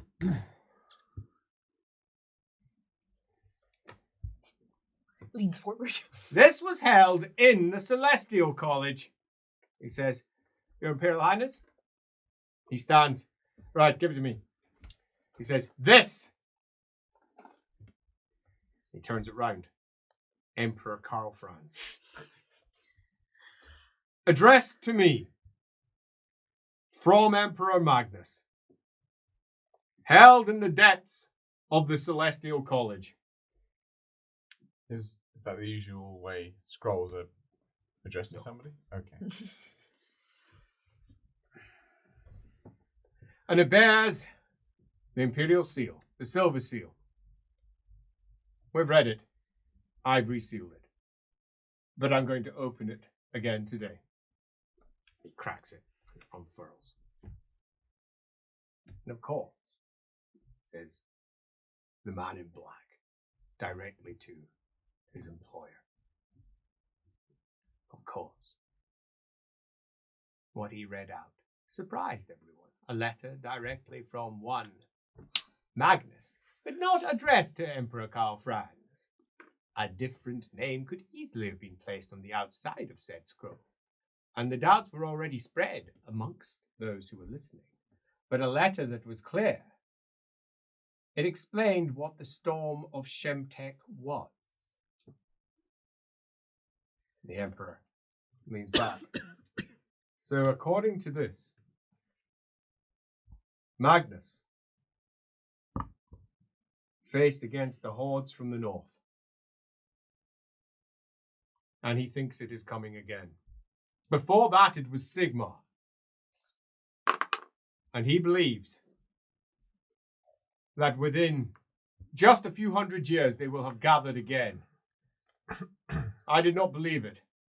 I could not believe it. But I have seen them, says the wizard. The Emperor says, yes. Has this letter been verified by the cult of Sigmar? It has the Imperial seal. Pardon me. It has the Imperial seal upon it. The silver seal itself. As you are to find out, he says, it has not only been verified. The Grand Theogenist is on his way. My lord, the Grand Theogenist himself were coming. This caused a stir. This was not standard, because it would mean that he was there to advise Reikland, which means he had an opinion that he was to share.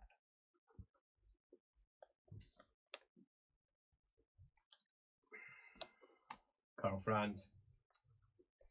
So what has this got to do with why we're here? We have been investigating things now for some time. To clarify, to ascertain that the Lord Magister has travelled to the north, and he has seen them gathering. I have, says, in their uncounted thousands. They are preparing, but they are not ready.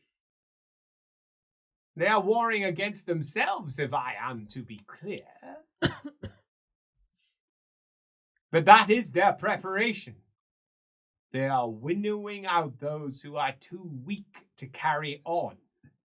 They are preparing. They have a war leader. But they are looking for signs. They are a religious people, as it turns out. And certain signs need come to pass before they move. And one of those signs concerns the last house of joy.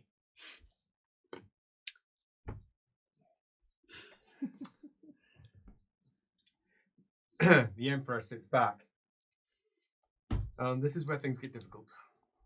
The last house of joy. That is House Jungfreud of Ubersreik. You will note is not represented here today. House Jungfreud of Ubersreik. Strictly, I am their liege lord. Strictly. The Archduchy of Upper Teufel is my land, strictly. But there is some difficulty with this. I am within my right to make requests, but not the requests I need to make, given what we've heard. Can you please explain? He says, my lord, which part do you wish me to explain? No, not you. The blue. The one that discovered it. Magister. Blue with stars, very shiny stars, and moons, very shiny moons, and high collar comes forward. His skin is deeply tanned as he rubs at his hands. He looks like he's in his mid-20s as he bows and says, of course, Your Imperial Highness, I will explain what I have found. He says, I am High Astromancer Raphael Gelevno. He says, and there is a prophecy that I have been studying for most of my life that concerns the Witch of the Woods in the north. It's a prophecy that concerns the last house of joy. It says, this prophecy, however, is much deeper than we first imagined. I have been studying. Calm down, says the Emperor. Calm down. Just tell me what you told me earlier. Clearly, and please, concisely. Yeah. As he bobs. It is not this. It is a different book, he says, that I am showing much concern for. It is a very different book, a book that is held within the Light College. He says, it is a book that some have read and some have not, but within it there is a host of signs that must be enacted before the next great assault. And one of them is when the Duke of the last house of joy takes up arms. So we went to the source text, and it is not true. It is not the Duke of the last house of joy. It is clear. It is the Duke of Ubersreik.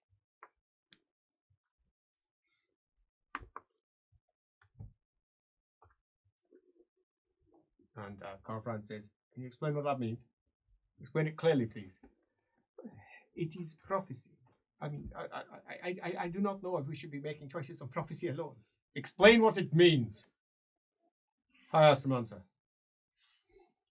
Well, if one were to believe these prophecies, all we need to do is ensure that there is no Duke of Ubersreik. That is it. And it is this year. This year. It is this year it happens. That is what we have seen. Oh, you explained that terribly. The point is clear. It says, let me explain it in more simple terms. There has been some prophecies made which we do not believe in, but others do. And they will not move, and they will not act until this prophecy has come to pass. There are many of them. I had it explained to me by the good old, what was your name again? Yes, him. He says, and he explained to me that there was a host of different matters that must come to pass, some of them small. It could be as simple as one day someone passing by wearing one colour and not another. When the sign comes to pass, it's noted and passed up a long chain to those who are interested. One of them is when the Duke of Ubersreik takes arms against Reikland.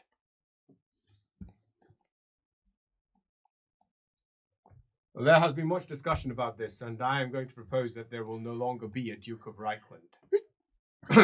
Ubersreik. He says, I propose that we simply remove it. Now, I'm almost within my rights to do it already. Almost. It is my land.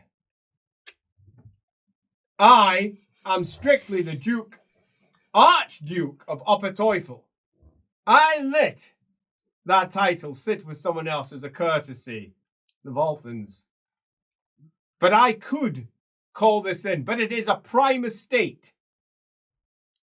Now, I can't dissolve a prime estate, nor can I dissolve a Reikland estate. But this body can dissolve a Reikland estate. We can dissolve Ubersreik. It will still be, the man will still be a prime estate. He will still have a right to vote for the empire as a whole, but not on our table. He will no longer be Duke of Ubersreik. I propose we resolve that. As he looks around at all the hands up. Right. Let's start here. No, she's pointing at the... Yes. Your Royal Highness. Thank you. You cannot remove the title of a Reikland estate. Explain yourself. This makes no sense and sets a terrible, terrible precedent. Yes, well, as the choice, as I understand it, is President be damned. One side, we will have ourselves a host of outsiders attacking us from the north, just like we had in Magnus's era. But they can be withheld by just simple prophecy. And if I can stop it, I will. And have you discussed this with the Duke of Ubersreik? Of course I've not discussed it with the Duke of Ubersreik. Kyoko will lean next. Will say, perhaps they should just put on Duchess? Yeah, exactly.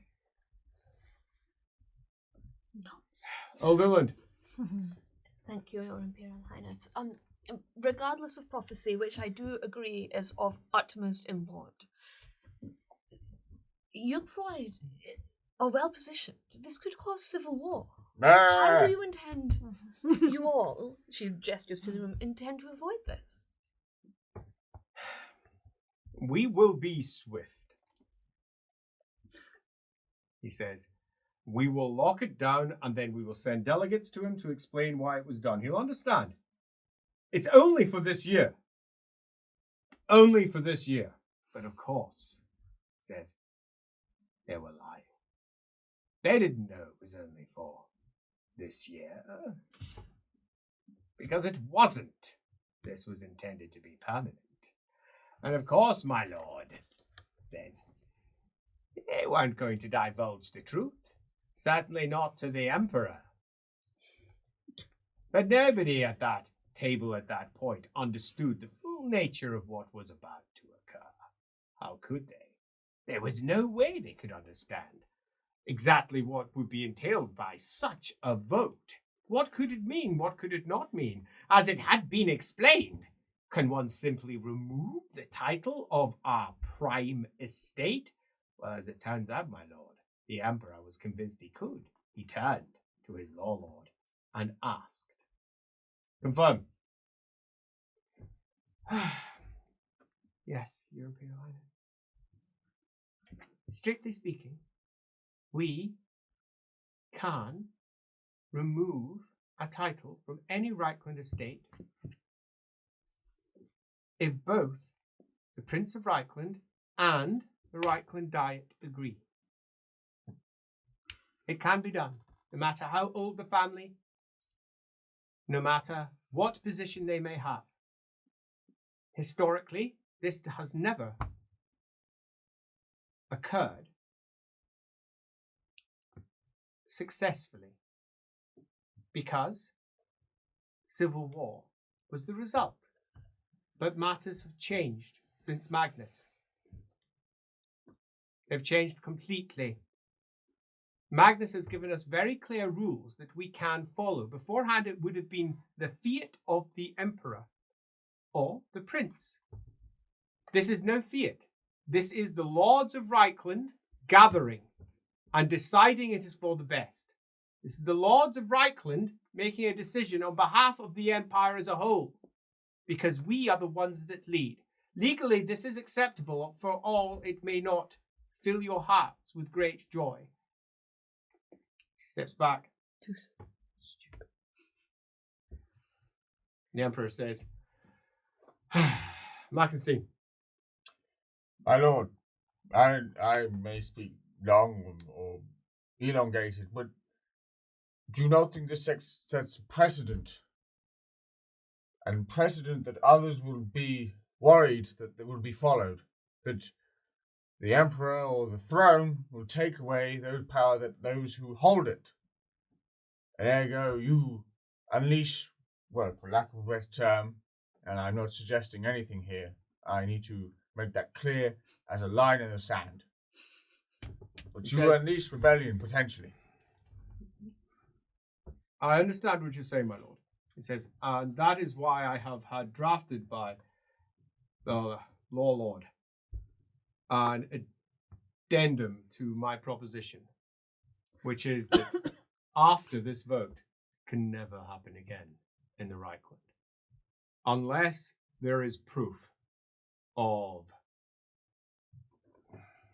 corruption. And even then, it would have to involve the entire family. Make sign of hammer.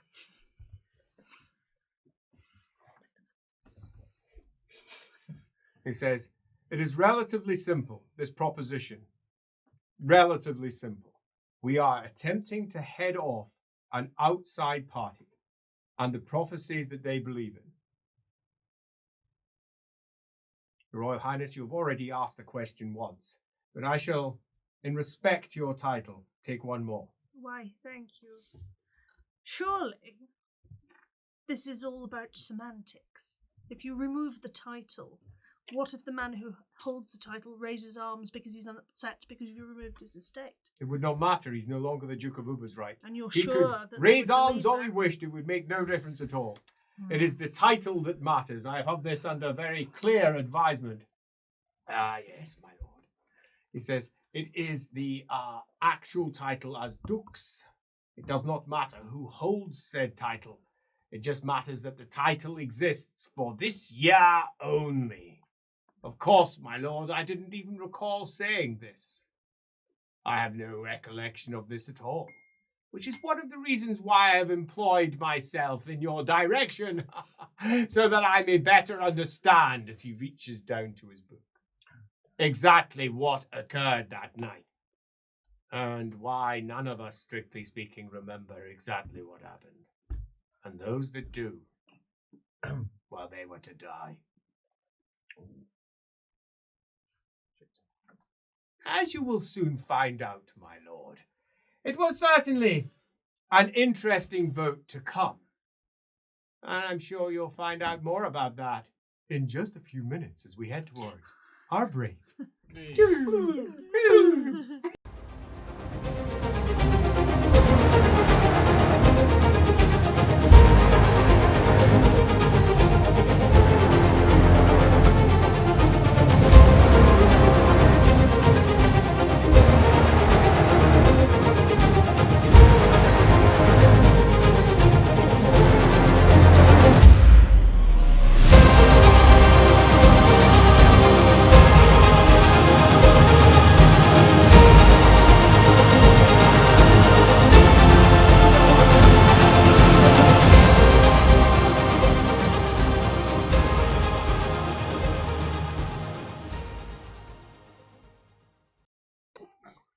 And welcome back. We have had a marvellous break at this side where we have open presents, Secret Santa a go-go. I've got extra wooden boxes and finger paints and alcohol. Definitely not doing anything with that. I mean, get out of there. So, back to the game.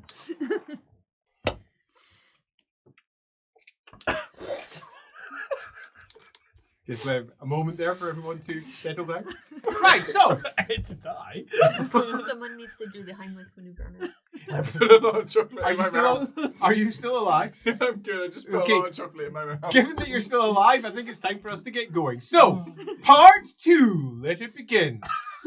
An old man, a big scar sitting on one side of his face, his hair all thinned, leaving his head bald, bends over, looks down at his book, and watches the writing spread across the page, and then smiles.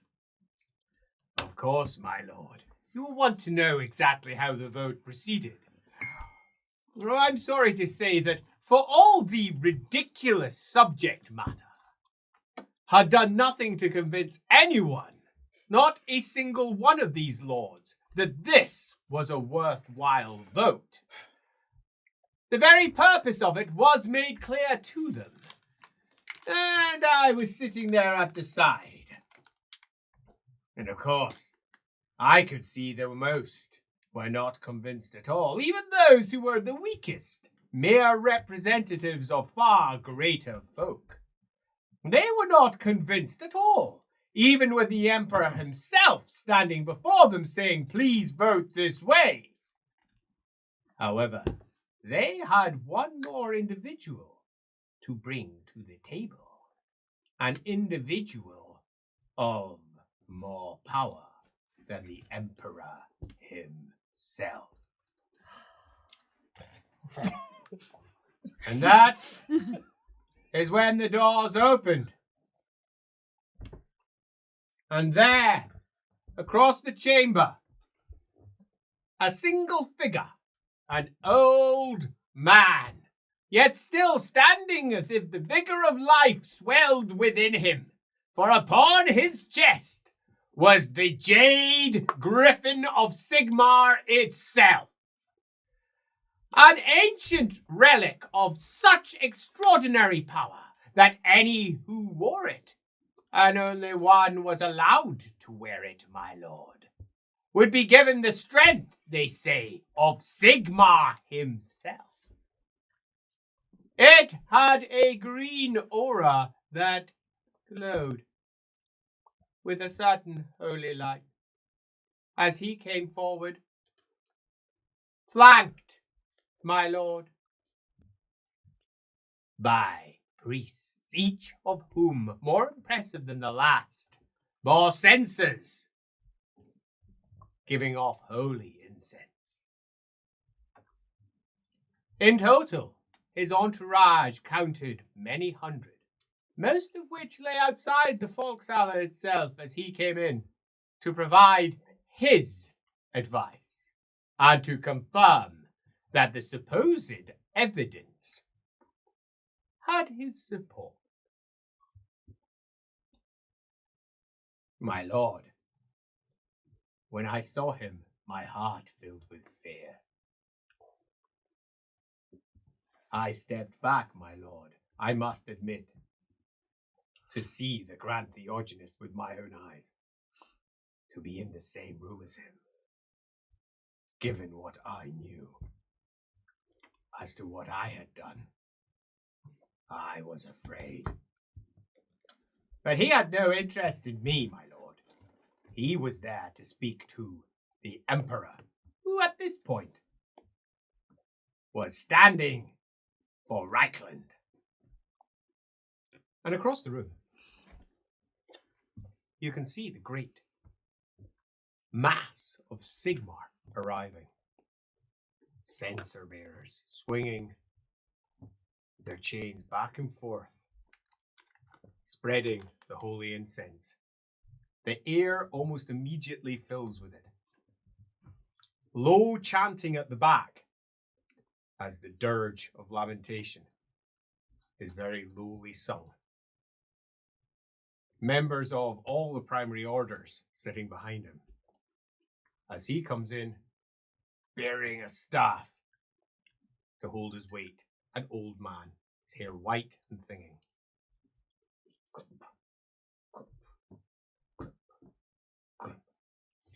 Right behind him, 2 young novitiates are almost hesitantly ready, should he fall, should he have issue.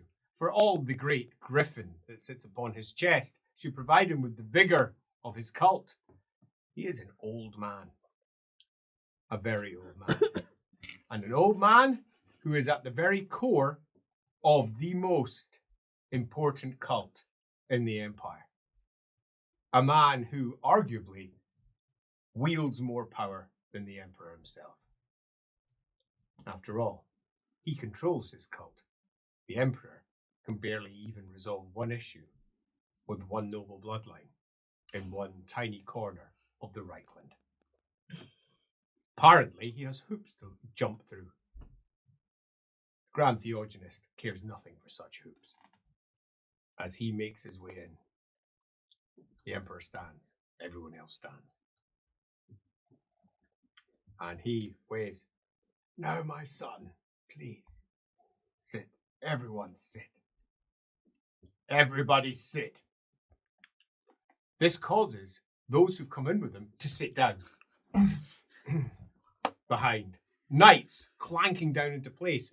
Knights that had come from the temple, the high cathedral of Sigmar itself, have somehow managed to almost cross-leggedly slump down to the ground. Oh. Some have been more successful than others.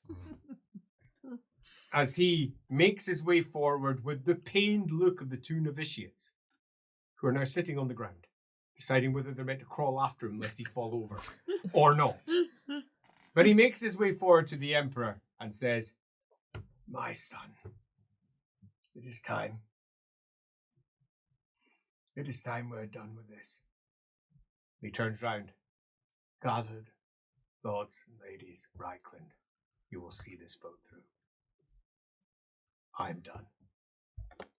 He turns round and walks back. Wow. The Emperor nods. "Adios, you may stand, my children." And all the Sigmarites stand. For Sigmar and for the Emperor. They all shout, "For Sigmar and for the Emperor!" The Emperor nods. And then stands. Around the hall, everyone else stands. I presume you are also standing. With some difficulty. Lever me up. And almost before they'd even arrived, they're gone. You asked for proof of the support of the Grand Theogenist. I could offer nothing better than the man himself. He is convinced this is the correct course of action, and a hand shoots up over on the opposite side.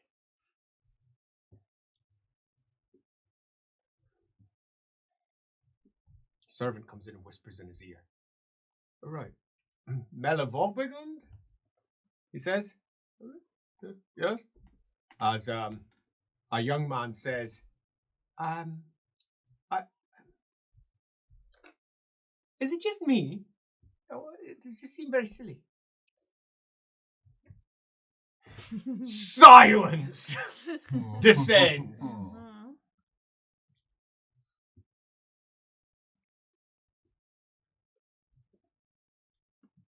The Emperor nods. Melavogbigland, you are a very brave man. And you are correct, it could seem like this. I understand why you think it may appear like this. But very capable minds have explained to me the danger of this particular situation. And I trust them, I believe them. They understand things and matters that I cannot, Mela Bobbingland. They are beyond my ken. But if it can hold off this potential incoming disaster, if it can cause them to fall into infighting and to disperse, it seems to be the smallest of costs. The tiniest of costs. I do not like it. I have no interest in doing it, but I think it is the correct course of action. I spoke at length with my confessor. I then in turn went to the Grand Theogenist, and we spoke at length just today. And he is convinced it is the correct course of action indeed. Upon seeing the evidence, he made it very clear. And when I said to him, they are not going to believe me, he said, well, I will tell them that Sigmar himself wishes this to occur. And he is Sigmar's representative, as am I, as Emperor. But I am not here as Emperor, I'm here as Prince of Reikland. And I state it to you clearly that I am convinced. Are you not? Morbidland gulps and says, it's certainly a compelling argument. He says, good. Then vote with it. Law Lord stands up. He pops down and says, yes. My Emperor and I start this with in no way. He has just made a faux pas. Oh. He's not My actually prince. the Emperor just now. My prince! My prince! It causes quite a rumble around the room. Come on, Andy! He just said it. Out of all the fucking people! He just said it. He did He's indeed. drunk. My Emperor, my prince. I'll do both. There you go. I understand the reason for this. I understand why we must make this decision. Now I look at this, and I look at Ubersreik, and I think, how do we limit the amount of lives lost in a move that is undoubtedly required for us to maintain our peace and prosperity over these lands? Right, Marshal. And to the side, the man clad in armour with the big grey moustache steps forward. Don't worry, we've already planned it all out. We will send message to Ubersreik, and if this vote goes ahead, it will be taken by the morrow. Very good. Immediately, a hand shoots up on the other side. My lord, Prince, your Royal Highness, he says, I'm sorry, it's been quite the evening. I've consumed quite a lot of alcohol, but how can you possibly pass on a message? I have signal towers in place. We've built a sequence of signal towers, and one of them makes its way directly within sight of Ubersreik, and we have set something up to ensure that the message can be passed over to the general that we have sitting on the other side, on Dabenik. He is down there right now, and he is waiting on word from the Reikland Council, on your word. I will lay out my edict, he says, and lay it out before you now, so that you may understand exactly what I intend this night. We will remove the title from Ubersreik. There will be no Duke of Ubersreik for at least this year. And we will also enshrine in the Reikland Constitution that this may not be done again. Unless there is proof of corruption in the entire line. That, he says, must be acceptable to all of you, yes? General assents, a few shaking heads. Turnip boy.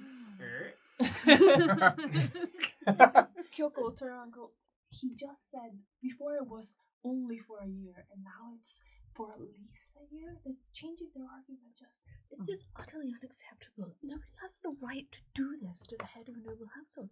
The Watchtowers, this is absolutely just unthinkable. No, The whole thing is ridiculous. At the very absolutely not. Puts up his hand. Please, quiet. You'll have time to discuss. My lords and my ladies. This is an important matter. Come forth. Read the edict. I expect this edict to be passed by the Diet. If it is not, there will be significant ramifications. This is for the Empire. Nay, I will go further. This is for all of the old world. We do this for their benefit. We take on this because we must.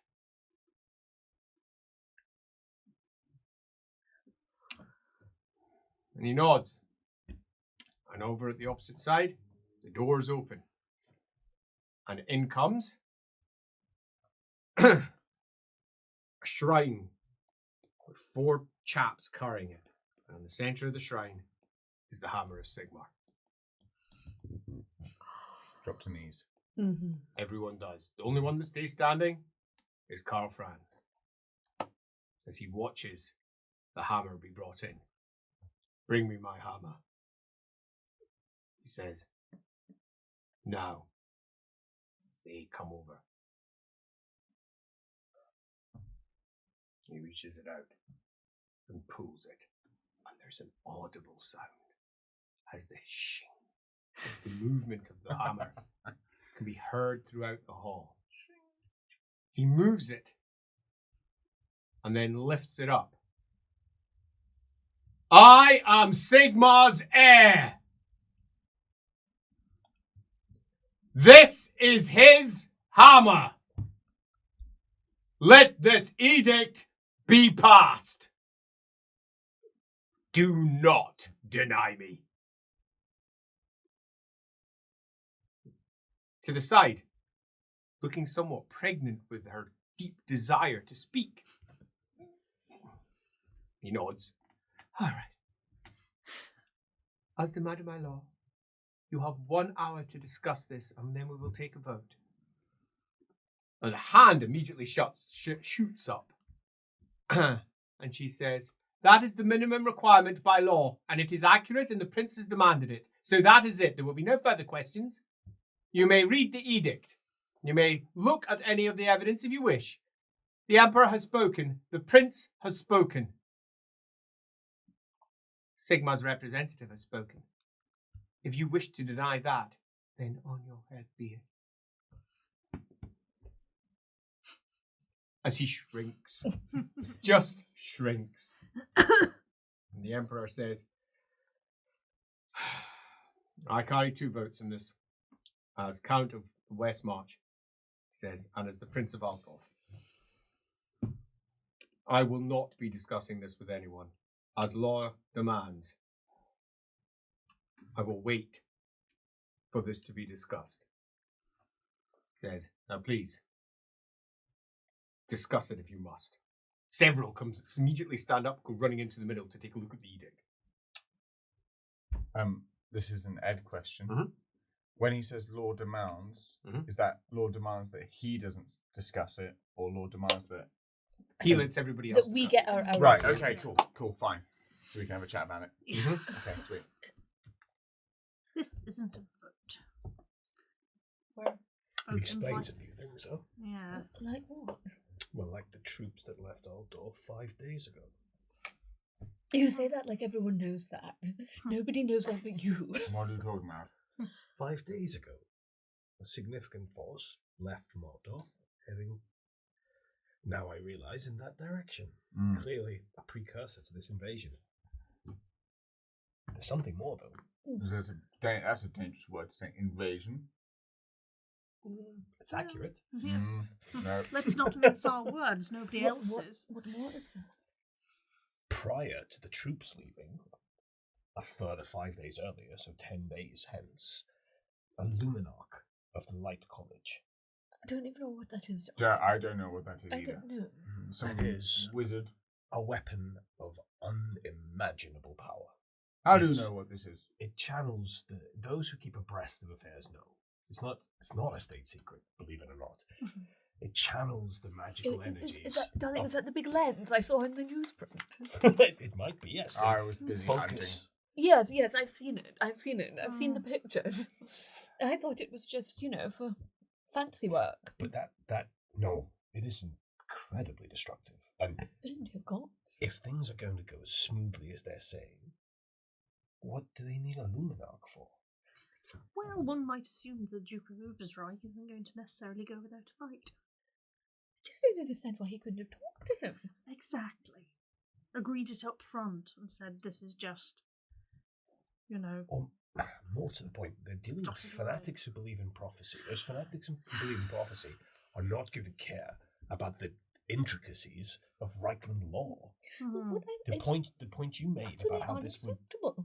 would take the man who was the Duke and make him take arms is exactly how they will interpret it, or they could Exactly. interpret it, because people interpret this stuff.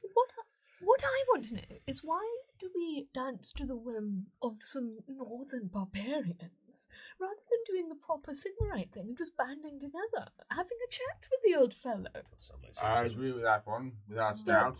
It could be you next. You're the head of a house, aren't you? You are. And you're the head of a house. I I'm am. the head of a house. Who's going to be next? They could do this to anyone. You don't judge That was a my fellow point.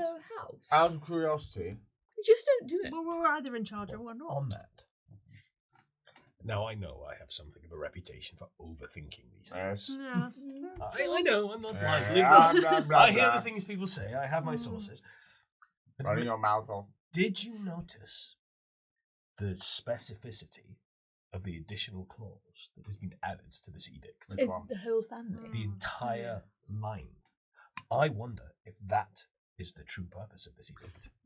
To protect a line that has some corruption in it and could potentially be removed from power, but now, unless every member of that line is corrupt, they can't be removed from How power. is that possible? Hello. Oh, It's terrible. It says the light wizard who had provided evidence. Oh, hello. It says, Evening. I thought it Hello, was best non-dodgy. that I have a little wander around Just to Johan. judge the nature of your decisions and to answer any questions that you might have.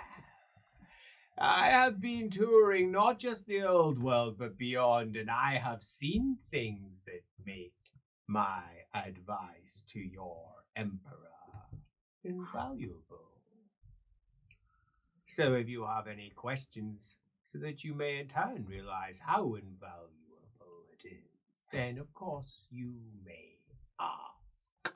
I have been sent here by Lord Gorman of Goreland. He thought that you may be interested.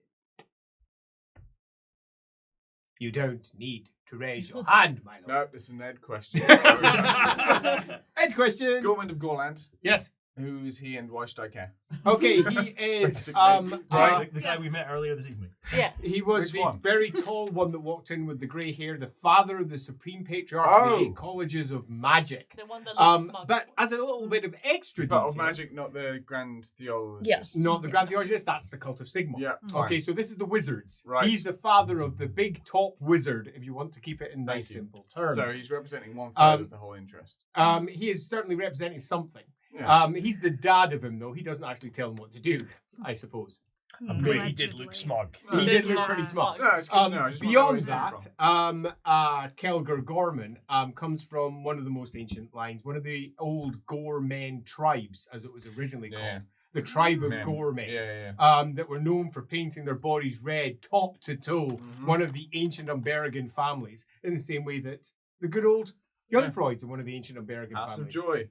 Take joy in Indeed. the blood of others. Quite, Mhm. yes. I mean, we have a great time. It's fair to say that most of the ancient Umberrigan tribes are redolent with blood. Sure. And redolent with conquest. And the Gormen were certainly one of them. Mhm. Nowadays, Little on the the nose. lovely old Gorland, as it's called. Gorland sounds nice, right? It does, yeah. Yeah. It's the, Summer vacation. It's It's great. on the right. We've got It's on downriver from the right from Altdorf, past Karlberg, in fact. Okay, cool. So there you go.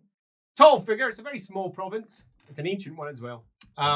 He is just sitting down, not engaging with anyone on the other side, but he is gazing directly over at the lot of you and the arrival of the not at all dodgy Legit Johann or Legit Alric, depending on who he is, of a pestos, whatever that means. Okay.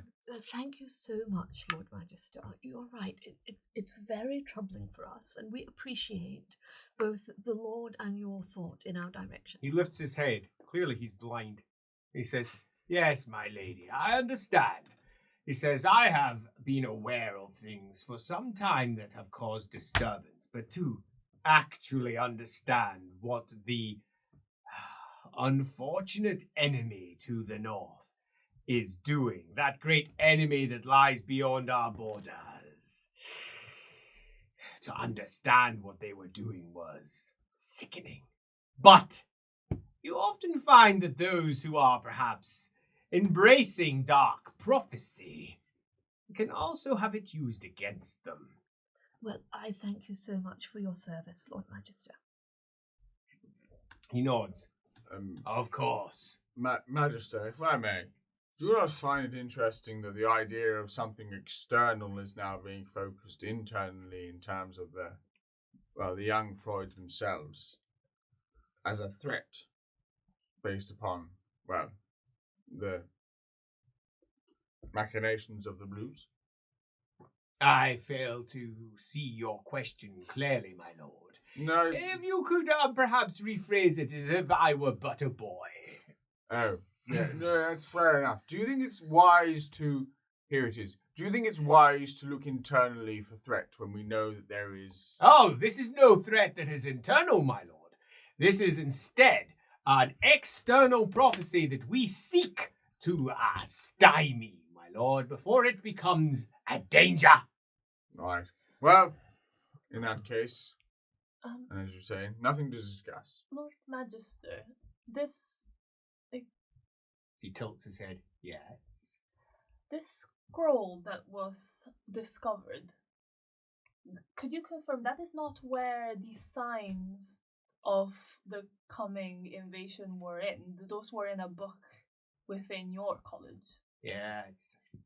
He says, "A book that is held deep beneath my college in the chamber unbreachable." He says, "An ancient tome that was penned by one of the greatest seers that we have ever known. And he was known for his insanity after completing it. Necrodomo, the insane." He says, Out of character, really, Necrodomo? Also known as Fred. And Mental Fred to his friend. and the scroll just pointed to its existence. "It is no simple scroll. It is a book of extreme prophecy, the most important of which is a very clear guideline for what will bring the end of all times. Something that can be not only pursued, which is the case of some, but brought to a halt for the case of others." I apologize. I misspoke. This scroll that was found by the young blue wizard. Yes. That is a letter from Magnus Yes. speaking about this tome. Why was this tome not brought to our attention Because it is considered to be cursed. Any who read it, unfortunately, fall to insanity. So That's how terribly convenient. how can we trust the message passed on by an insane, like a Because it is true. and this person is? I have told you already. He is dead, long dead. Centuries ago. No, If- the if- person who read it. No one read it. Spells were used to define its contents. The only way that its contents could be accurately understood without endangering oneself. It was not a simple procedure. These are the laws and Thank you. mechanisms that we use to rule this great nation. So You know, we must support the prince and the emperor in exactly what he wishes to do. To question is to throw everything that we have into, well, question. I'm not here to listen to your debate. I am debate. happy to withdraw if you are. I have a question. Of course. He bows. Your Royal Highness. Of course, Your Royal Highness. Thank you. It's awfully difficult to get one's name right these days. I have a question for you. There were mention of a number of signs for the north. Yes. That they are followed. This is but one of many. Yes. And some Others involve the slaying of particular creatures, the fetching of particular artifacts, much of which are almost impossible, one would think, to do if they had not already been concluded in most of their processes. It is what I travelled north to determine, and sadly, I must report, there is very little left that So- they have yet to do. So this remains the only real option because it's the only thing in our hands. It is something that is in our hands. There are other areas. There is prophecy concerning the grand empire of Cathay. There is prophecy concerning the elves. There is prophecy concerning deep, dark lands I have never, ever considered or even become aware of. And are we They supposed- exist, but we cannot influence them. But we can influence the one thing that lies within our border. Tremendously convenient for all concerned. Not convenient, Your Royal Highness. I'm It is permitted- part of a great puzzle. Everything is connected, Your Royal Highness. Everything. That Remember is who the you are entire point. speaking I am to. here to do what I must. And I must respond according to my writ given to me by the Emperor himself. Yes, I am the Imperial advisor. You may. And I will leave. You may go. And he goes. Right. Frightfully rude man. Terribly rude. Very noisy. Yes. It's a fanatic. There's a lot of those about this evening. Anyone who shouts to get their point across is not to be listened to. And it's a royal princess as well. How very I agree. rude. If you forgive me using the Talabaglander vernacular, he seems a little dodgy to me. Enormously. Enormously. No, I'll say he seems straight up. I just, if I may, of course, I do not get to vote on this. But you are here to advise, my Yes. dear. Please do. There are too many opportunities where things may be changed, where things may be affected. I do not, if what they read in that book is by the word of this man that we just spoke to, I do not trust it. I don't think. They used spells to read what's in a book. Mm. I mean, really.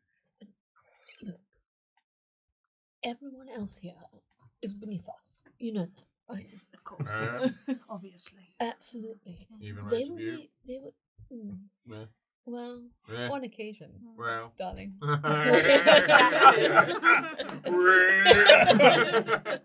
bravo. Yes. Very well said. Woof! They're all. I think we all know they're all going to vote yes. None of them will have to. None of them. Look at what they did when the hammer walked in. We all did it too. We knelt. Well. They're all going to vote yes. At Well- most, they're going to find descendants. Yes. Right, And so- what do you think will happen to them? Well, so we should vote with our prince and our emperor. Yes, of course. Well, let's not kid ourselves that this is a vote. This is a directive we're merely lending credence to. I think the whole thing is ridiculous. I'm not convinced. It all seems like we're missing a vital piece.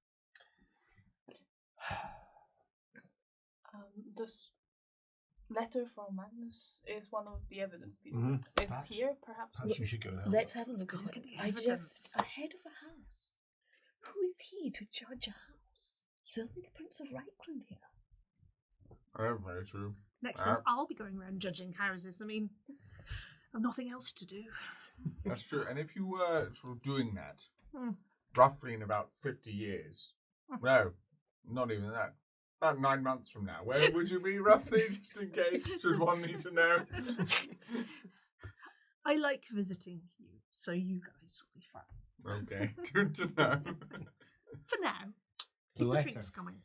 The scroll is unravelled, and it's written in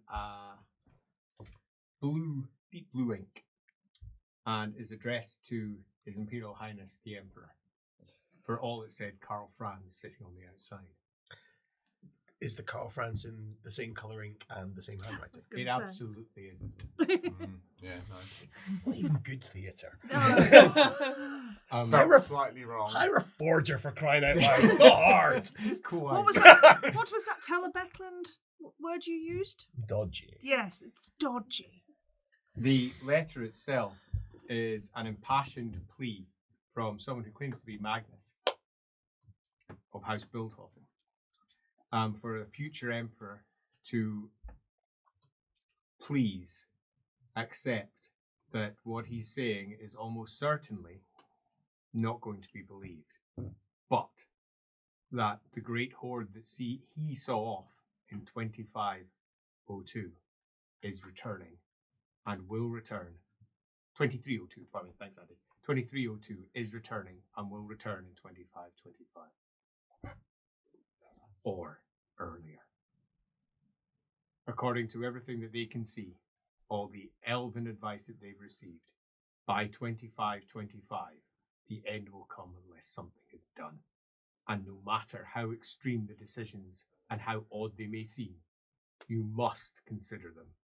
And, if you can, ensure that it does not come to pass.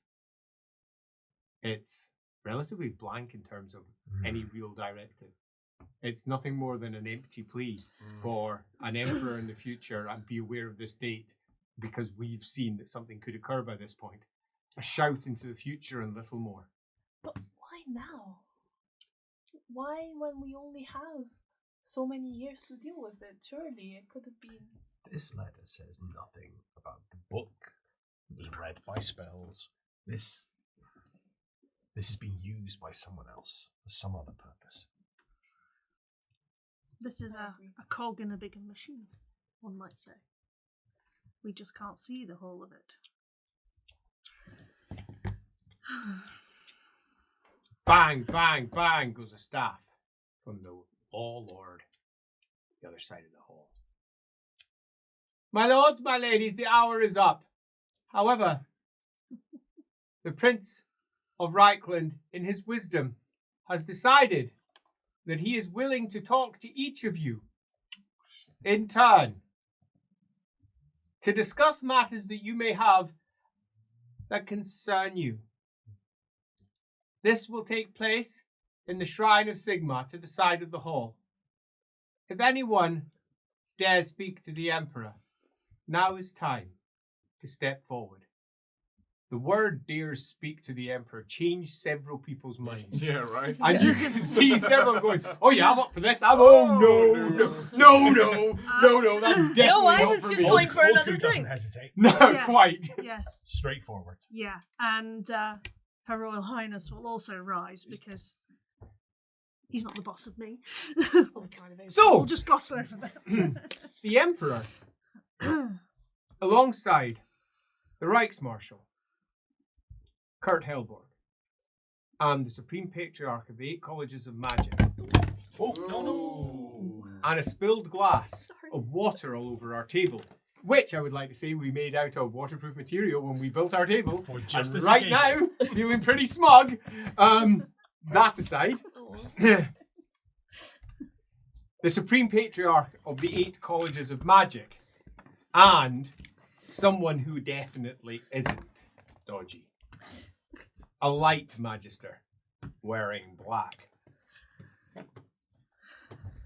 is ready to receive anyone who has a legal right to vote. Not you.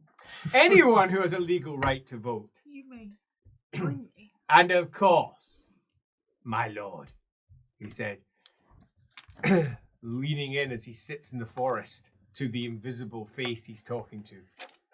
They all had queries. Why would these people possibly vote yes for something that quite clearly should not be accepted? An unacceptable outcome for many.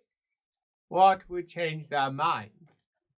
Well, the first that came in, a royal princess of the Reich, one of the few remaining princesses from a previous era, where royalty was handed out to any who provided the appropriate bribe to the Prince of Alton. She had a query. The Emperor was sat in his makeshift throne, and to his side stood his Reichsmarshal, and to his other, to the left, was the Supreme Patriarch. I sat before them all by the door, ready to answer anything I had to. Not, of course, that I remember this, or at least I didn't until now, my lord, until you and I could talk. The Emperor looks at you and says, I imagine you have some questions you would like to ask. Now is the time to ask them. Thank you, Your Royal Highness. I appreciate your time. Do you trust these advisors of yours? Because if this turns out to be a mistake, it's a mistake that will land very solidly on your doorstep. And I would hate to see you make a mistake which would impact your reign. Civil war is a real possibility. Civil war is not a possibility from this. It says there is no chance of civil war from this. This is just simply one line. Just one line. It's just the young Freuds, and for all the young Freuds are old. They won't be losing their title. They have lost the title of Ubersreik more times than almost any other line. It's barely even theirs, Your Royal Highness. They were only granted it because my great-grandfather said they could have it. That is it. They have no claim to it that is worth mentioning, Your Royal Highness. I'm not... There is no chance of any civil war here. The issue is deeper, yes, but the consequences, should these advisors be correct, are too high to contemplate. It is a very small cost in the greater balance of the empire. This is as of nothing to us. I will choose my words carefully. I do not wish to cause offence, I just need to understand. This isn't about the title. This is about you acting against a house. And everybody who isn't here... I won't be, you will. It is that simple, Your Royal Highness. This is about the Empire working together. This is about Reikland working together. If you wish to stand separate, then do so. But trust me, you will be next to fall. Please. You will be next to fall. Do not look at me like this. If you dare look at me like this, you will be next to fall. There will be no princess. There will be no princess. We are already prepared on your borders. Now, prepared. We have over 5,000 men around your province right now. You vote with us or you are finished. You are dismissed. Leave. Thank you, Your Royal Highness, for proving the point I was about to ask. She sweeps a curtsy, gives him a very stern look. How about the sweeps side away goes? from him.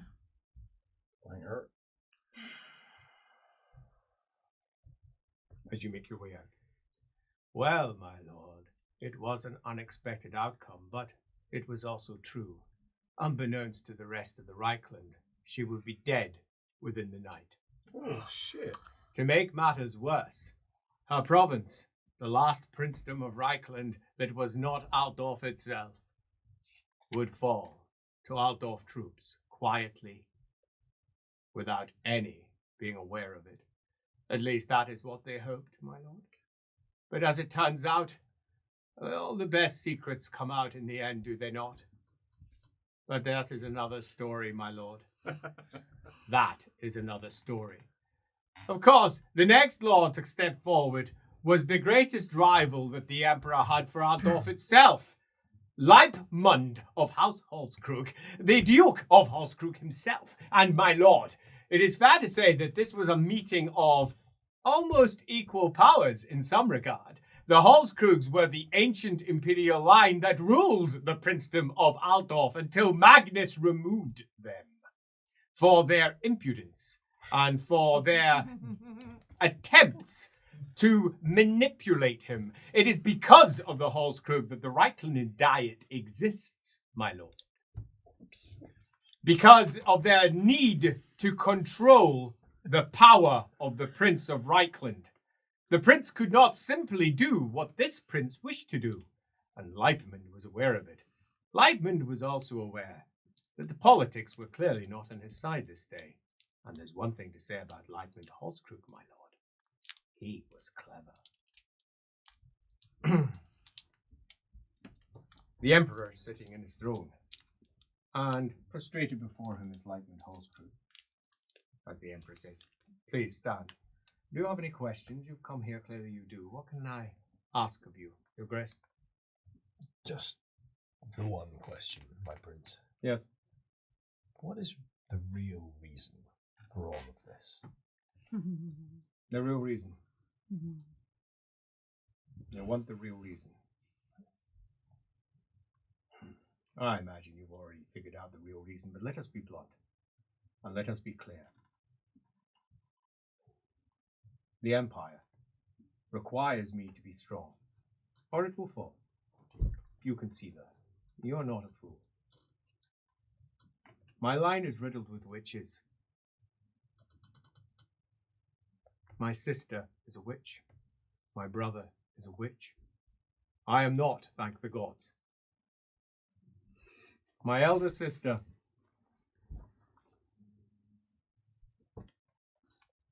we fear her son may also be a witch, my heir. We cannot be certain. We will not know until he grows of age. We thought my older brother would not be a witch, and yet here we are. Here we are. The cult of Sigmar has made attempts to declare me a witch, to declare me corrupt. There are certain issues at hand that need to be resolved. This is one way of ensuring that my line can never be removed by a vote. We have a unique situation here where people have been gathered in place and a real potential issue that we are resolving. He declared war when I was old. Young Freud. A shadow war, but a war nonetheless. He has grown too big for his own boots. He wishes to take the Vorbergland. He sent me a letter not more than 3 weeks ago, making it quite clear that he intended to invade. I knew you'd ask for it. It's got his seal on it. Indeed, a letter, making it quite clear that ours world has moved beyond its borders, and that the only way that he can properly defend himself is to take ours world. Seems legit. Check it. Yeah, obviously. He's going to check it. Check it for codes. Hold it up to the light, look for codes. It seems legit. No, he's not going to lick it. He's not Birdie. I don't like this. He needs to be quickly put down. He is not going to have any of his power removed. He'll still be a duke. Ubersreik, for all. We have all of this advice suggesting that it might flip one way or the other for some distant peoples that make little difference to me. They may be a danger. I doubt it. That is not what particularly concerns me. It concerns the Light College. It concerns the Blue College. What more concerns me is the princess that you make friends with. We have it on very good advice that she has fallen already to a dark cult. Oh. And we are moving against her this evening. Just watch how she responds. You'll see. I know I can rely upon your vote. And we have had differences in the past. But you've sat in my council for many years. and you have always been a reliable ally. We understand each other. We know our limits. And you know this has to pass. Now I do. It's for the Empire. This is not for my family, for all it is for my family. It is for the Empire. Our house cannot afford to fall. Because if this storm is true, and Magnus believed it was true, Yori believes it's true. If this storm is true, then our empire must be as strong as possible, and we must make maneuvers now, quickly, ahead of time. We must prepare. Yes. But there can be no doubt. My lord. My prince.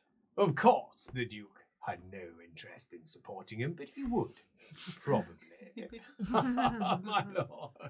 You'll see how he votes very soon. But he had already decided at this point that the Emperor had to go. This Emperor was unfit.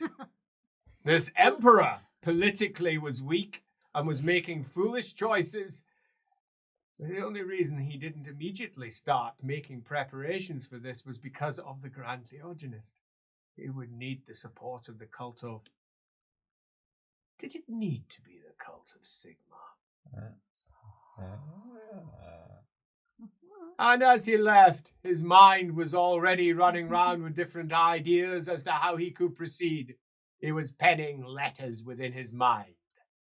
After all, he and Valgir, or Ulrich Valgir, knew each other well. After all, they were both scheming, two-faced, little bastards, as it's fair to say. He called himself when he was young. Valgir at that point was nothing more than a knight of the White Wolf. It was his prerogative, as he said, to sire as many children as possible before he moved into the cult of Ulrich properly. Indeed, he had 17. 3 of them were even legitimate, my lord. Up next was the all-important, not that anyone realized it, including himself, that day, Duke. Oh, my lord. He may have been drunk, but the Duke of Mackenstein sat upon secrets that he did not share very easily, for he knew what was happening in Wittgenstein, and he already knew of the storm of Shemtek. Not only this, he knew that the end was indeed potentially coming, and had long discussed it with the Wittgensteins. They were both preparing for an end, and now he was stepping before an emperor, considering supporting him because of what he already knew, but with important questions he felt he had to address. The emperor sees you come in, and you can see he's not rolling his eyes. Indeed, he's very polite, but everything about him is rolling his eyes. Helborg to the side is already folding his arms. Right. And off towards the other side, the Supreme Patriarch looks on. In the corner, with eyes fixed upon you, is his advisor, Ulrich, the savior of Apestos, as he looks at you. Alright. I'll blank him out as much as possible. And the Emperor says, "Yes, Your Grace." My Emperor, Prince, and Lord. Cover all your bases. Yes, that's what I've learned. This is going to be Gerhard's strategy moving forward. Exactly. Great He hammer carries and axe. Sigmar attacks, right? Don't worry about it. Fellow brother of Sigmar. See, got it. I kneel before you today in knowledge of everything that you do is good for the Empire. And in knowledge of what I do is in good faith for the Empire. Yes. I stand before you in your new decision in a plea to strengthen borders of Altdorf, through the Reich, through the north, and to make sure that we are steadfast against any threats that should come through the river. Get to the bloody point, man, says Tyrus Gorman at the side. He says, you can't sit here. There's fellas out there who need to talk. Oh, calm down, Tyrus. Really. It's all right. He has something he needs to say. Oh, but for goodness sake, he says, he's just sitting there talking nonsense at you. Gorman. Yes, well, yes, of course. Give him a little looky-uppy downy. There's a few looky-uppies and downies, but still, not doing. I stand before you 100% in support of your statement and everything that you've said today. But I'm glad to hear of your support. In doing so, I ask most humbly for support on my end to achieve the overall goals. The Mackensteins in our area require gold to continue our policing. I don't know if that's the right word. Protection. Vigilant. Vigilance, that's a good word. Excellent, thank you. My speech advisor wrote this earlier. Vigilance of the river and the approach to outdoor from the south. You're looking for money. No, that's fair. You've been begging most of the last year, haven't you? I can neither confirm or deny these. Wow. Rude.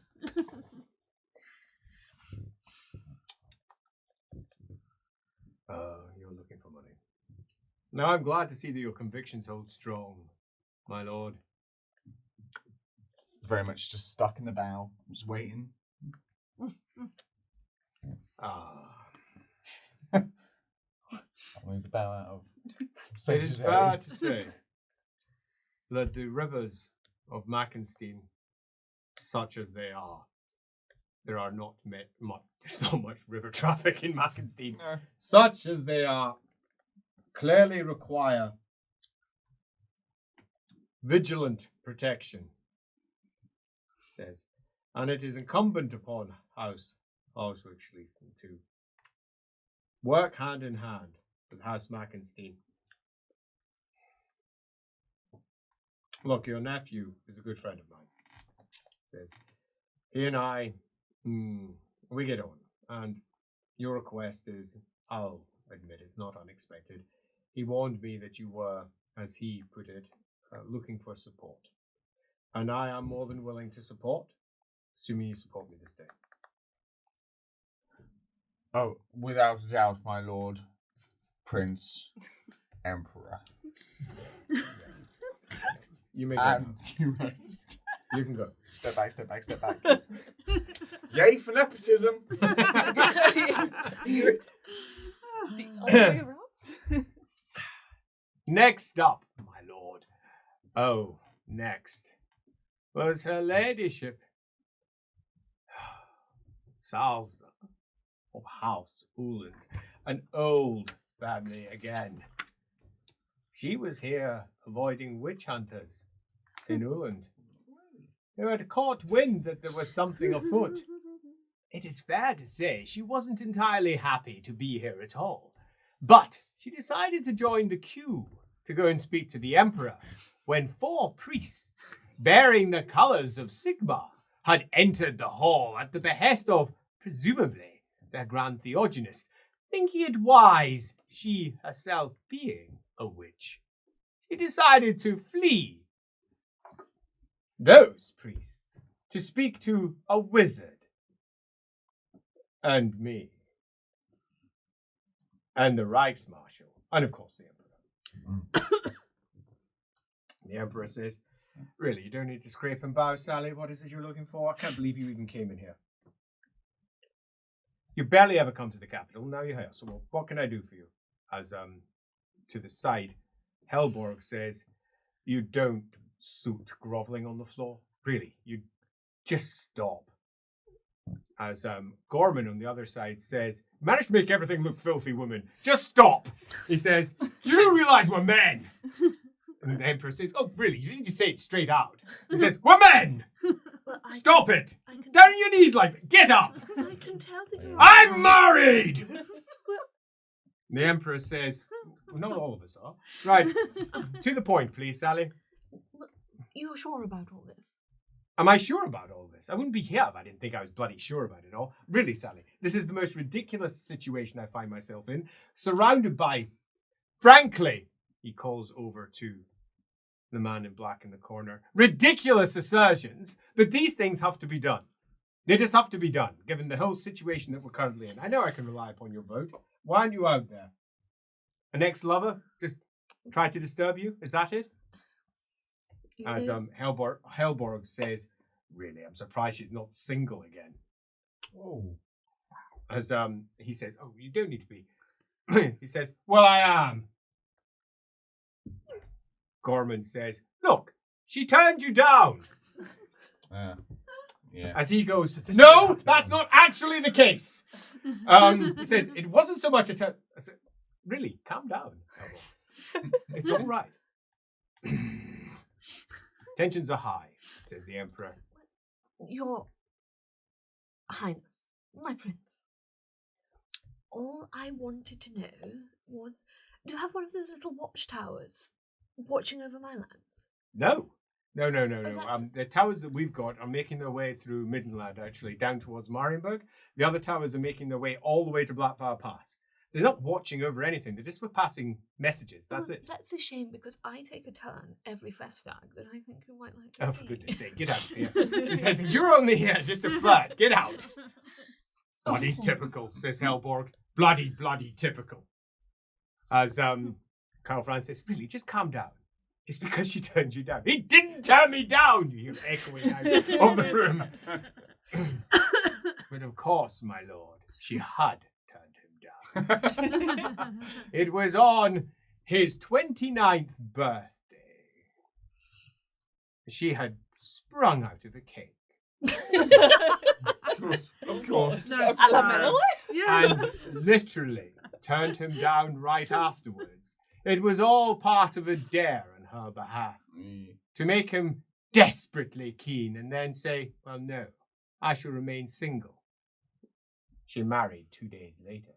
Oh. He bore a grudge, a significant one, my broke his lord. heart. Yeah, not unfairly on that one.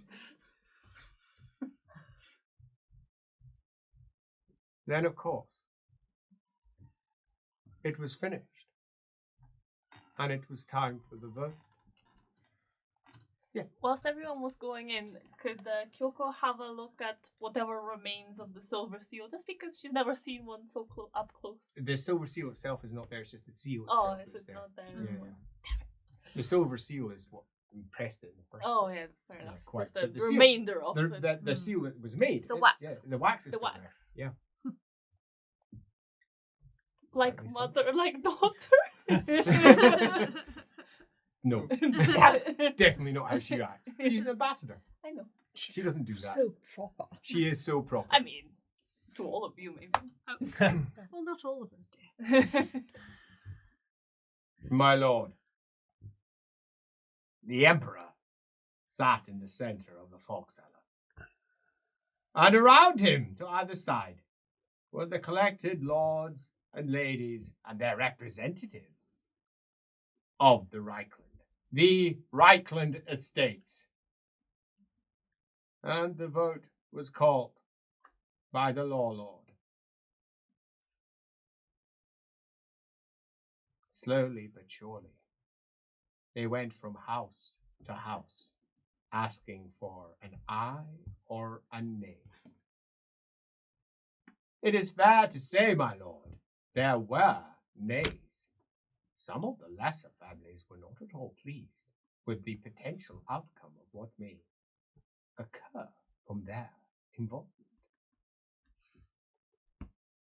Of course, my lord, the kleiner, smaller estates, they all voted with the Emperor, the reason they had been brought in the first place. But what to those who had arrived? Well, first to stand was... Who says I first out of you four? Aye. Oh, wow.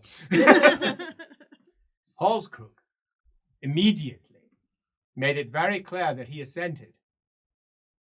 After that, who was to vote next, you might ask? For the safety and security of the Empire, long into the distant future, aye, fast and onward. A simple aye and no, says the Lord. Aye. Aye and no. Others followed suit. But what of the Princess of Honorite? What do you think she would say? She rises to her full height, bouncing beautifully. She fixes Colfranz with a very steady stare and says, "Aye, but not for the reasons that you might think." Well, it is fair to say that there was a certain amount of confusion and dismay at such a response. But what of the good lady of Old Ulan? Would she also support the Emperor? Everyone thought it likely. May Verena forgive me, and may more hold the portal open for us. I vote aye. Now you may be interested as to whether the vote was closed. It was not. Much to the shock and surprise of those who took part in it. They perhaps were unwise, my lord. After all, the Emperor himself had called the vote, and the Grand Theogenist had supported it. My advice that led to this moment made it certain of the outcome regardless. But this party were not happy. Not a one of them were pleased with the outcome. Each of them harbored in their heart an issue, a problem that needed to be resolved one way or the other. The good lady ambassador was quite certain that something foul was afoot. More than certain, she had tried to advise the princess that something foul was afoot, and she had watched on as the votes passed, and as each one voted aye, my lord. Her face fell further, till by the end, in horror, she realized that something dreadful had come to pass, because there is no part of her that could understand, my lord, how this vote could possibly pass. Logically. Logic was not a part of that day, my lord. No, it was nothing to do with that at all. I understood that they were a problem, but it was not my place to say so, my lord. Someone else decided that they should. Someone that terrified the good lady of Old Uland. A priest. A priestess of an obscure order. The Order of the Gilded Ball. She had come forward and whispered into not only the ears of the Emperor, but the ears of others also. And, after the vote was concluded, she went and addressed this party that sat in the corner, looking half stunned at what they had done, but simultaneously resigned to what was about to occur.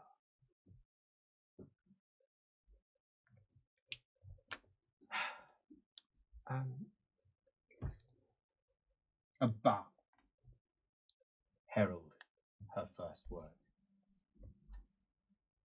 Royal Highness, Your Grace, I bring word from the Grand Theogenist. He wishes to speak with you. All of you. Fair words. An audience quite unexpected. The Grand Theogenist himself, wishing to talk with them, presumably to congratulate them for their support. But why them? They were, perhaps, one of the few actual representatives of the house. Immediately, Halskrug looked over the room to see if Calgar Gorman, had also been approached, one of the other few lords who were truly there representing their own vote, and he was nowhere to be found. There was only representatives left. Halskrug thought that perhaps this is exactly what it was. He concluded most likely the Grand Theogenist wished to see him and his peers and thank him personally. A blessing, perhaps. He could not have been further from the truth. Oh. And whilst they did not understand what was happening there, neither did they realize that the signals were already being sent down the towers, but that there was a break.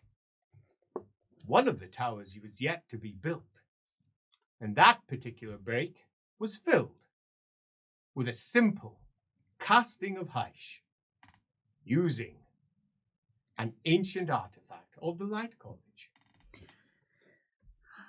Something that was seen by the later tower down the sequence, ensuring that the message was passed to a waiting General von Dabenink, who immediately moved to seize Ubersreik. The tower was supposed to be finished, but they did not realize that it was an ancient Wittgenstein legacy, my lord. And there were reasons for delays in its building, delays that would continue for months. It almost ended their plan, my lord.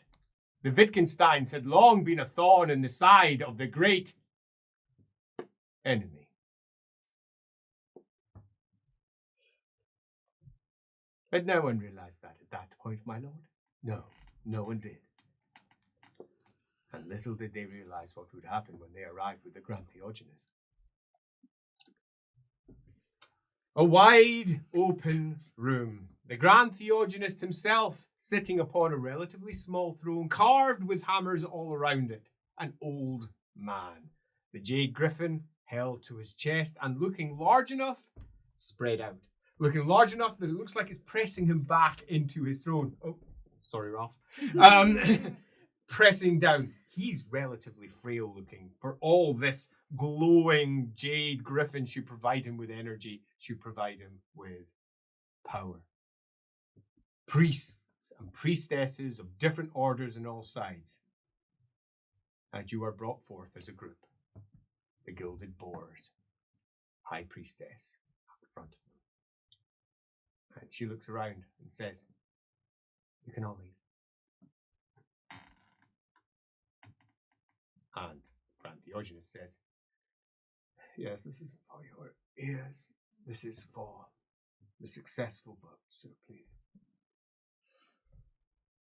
And they all make their way out, leaving you with Grand Theogenes. At the back is a smile.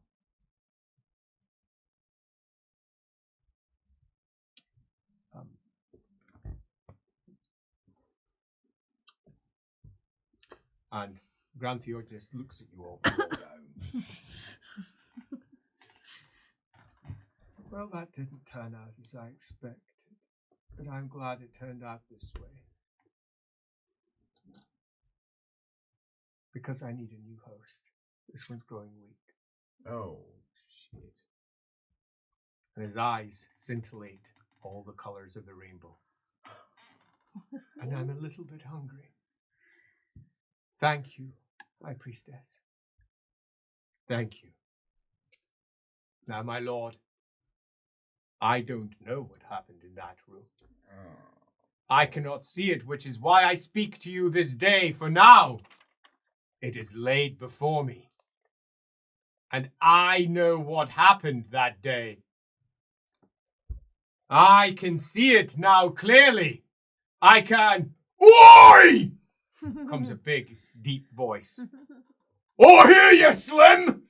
Ogres, my lord! He shouts. I must flee! And the man dives away. Surprisingly agile. Through the undergrowth. As a big bang, bang, bang, bang. Where are yas? I heard you talkings! It says, I heard you talkings! Lunch! Where are you, Slim? As you hear from behind, it's a thin one, I wouldn't bother. He goes, where's? Went that way. My lord, please, quick. Ah, you must help me, my lord. Do something, my lord. As he looks down, and you hear a, ah! No, I refuse. I will not listen. Or hear him. Hear hear from behind. I hear him!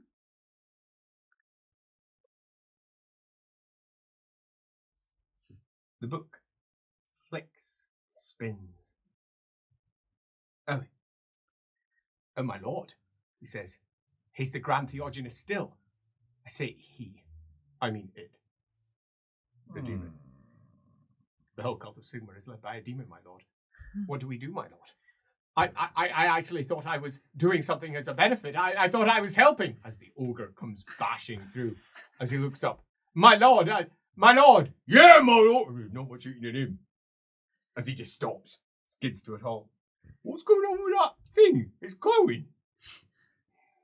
My lord, what do we do? The cult of Sigmar itself has fallen? My lord. One does wonder what Sigmar is that sends out these messages to its seers. What is it, my lord? I do not know anymore. The book does not tell me. I thought I knew everything. If I was in your service, my lord, it turns out that there are perhaps more stories to be told, a greater secret to be uncovered. The ogre looks from side to side. Who's he talking to? Or from the other side. Oh, I don't know. Don't like it. Walks off. Picks up big pointy teeth. Nah, no eating in this. Say, Slim. Crunch, crunch. As he walks off. My lord, I don't know where we should go next, he says. Let us leave as I try to collect my thoughts, my lord. He closes the book and pushes it down into the satchel at the side. The wraps of leather. He makes his way out. I understand, my lord. I understand. I know why I'm here now. Ogres, my lord. Of course. They are in employ of the Trolls. Their army is on the march, my lord. He says, as he makes his way out of the forest and looks over 30,000 troops on the march. Oh, my lord. Oh, my lord, they're marching on the capital because they are quite aware that Sigmar has fallen. They know, the Trots, those most noble of bloodlines, that they fight for Sigmar himself. Who is to say who is right, my lord? What we can say is that there are others who are moving elsewhere and are about to spread the word that Sigmar has fallen. I am afraid to say that when that word arrives at Middenheim, my lord, true or not, and sadly, my lord, the Grand Theogenist has fallen, we will have war that spreads far further than Altdorf alone. What are we to do, my lord? I just don't know. And a raven comes in from the side, white, slaps him in the side of the head, and he falls unconscious. Oh, shit. I have a question at this point. Hey, Goblin. Hey, Goblin. Who is worthy of receiving a fate point for properly entertaining you this night? The stripy one. The stripy one? The stripy one! Love it! For those of you who weren't here at the beginning of the stream, our corner goblin was allowed to give one fate point to the character that entertained the goblin most. Doesn't matter what the reason was, it just simply was that. And that fate point goes to Ed. Importantly, that fate point goes to Gerhard. Love it. Absolutely love it. I paid her. A feather, a multicolored scintillating feather, falls from a wing. A long craning neck rises and looks to that feather fall.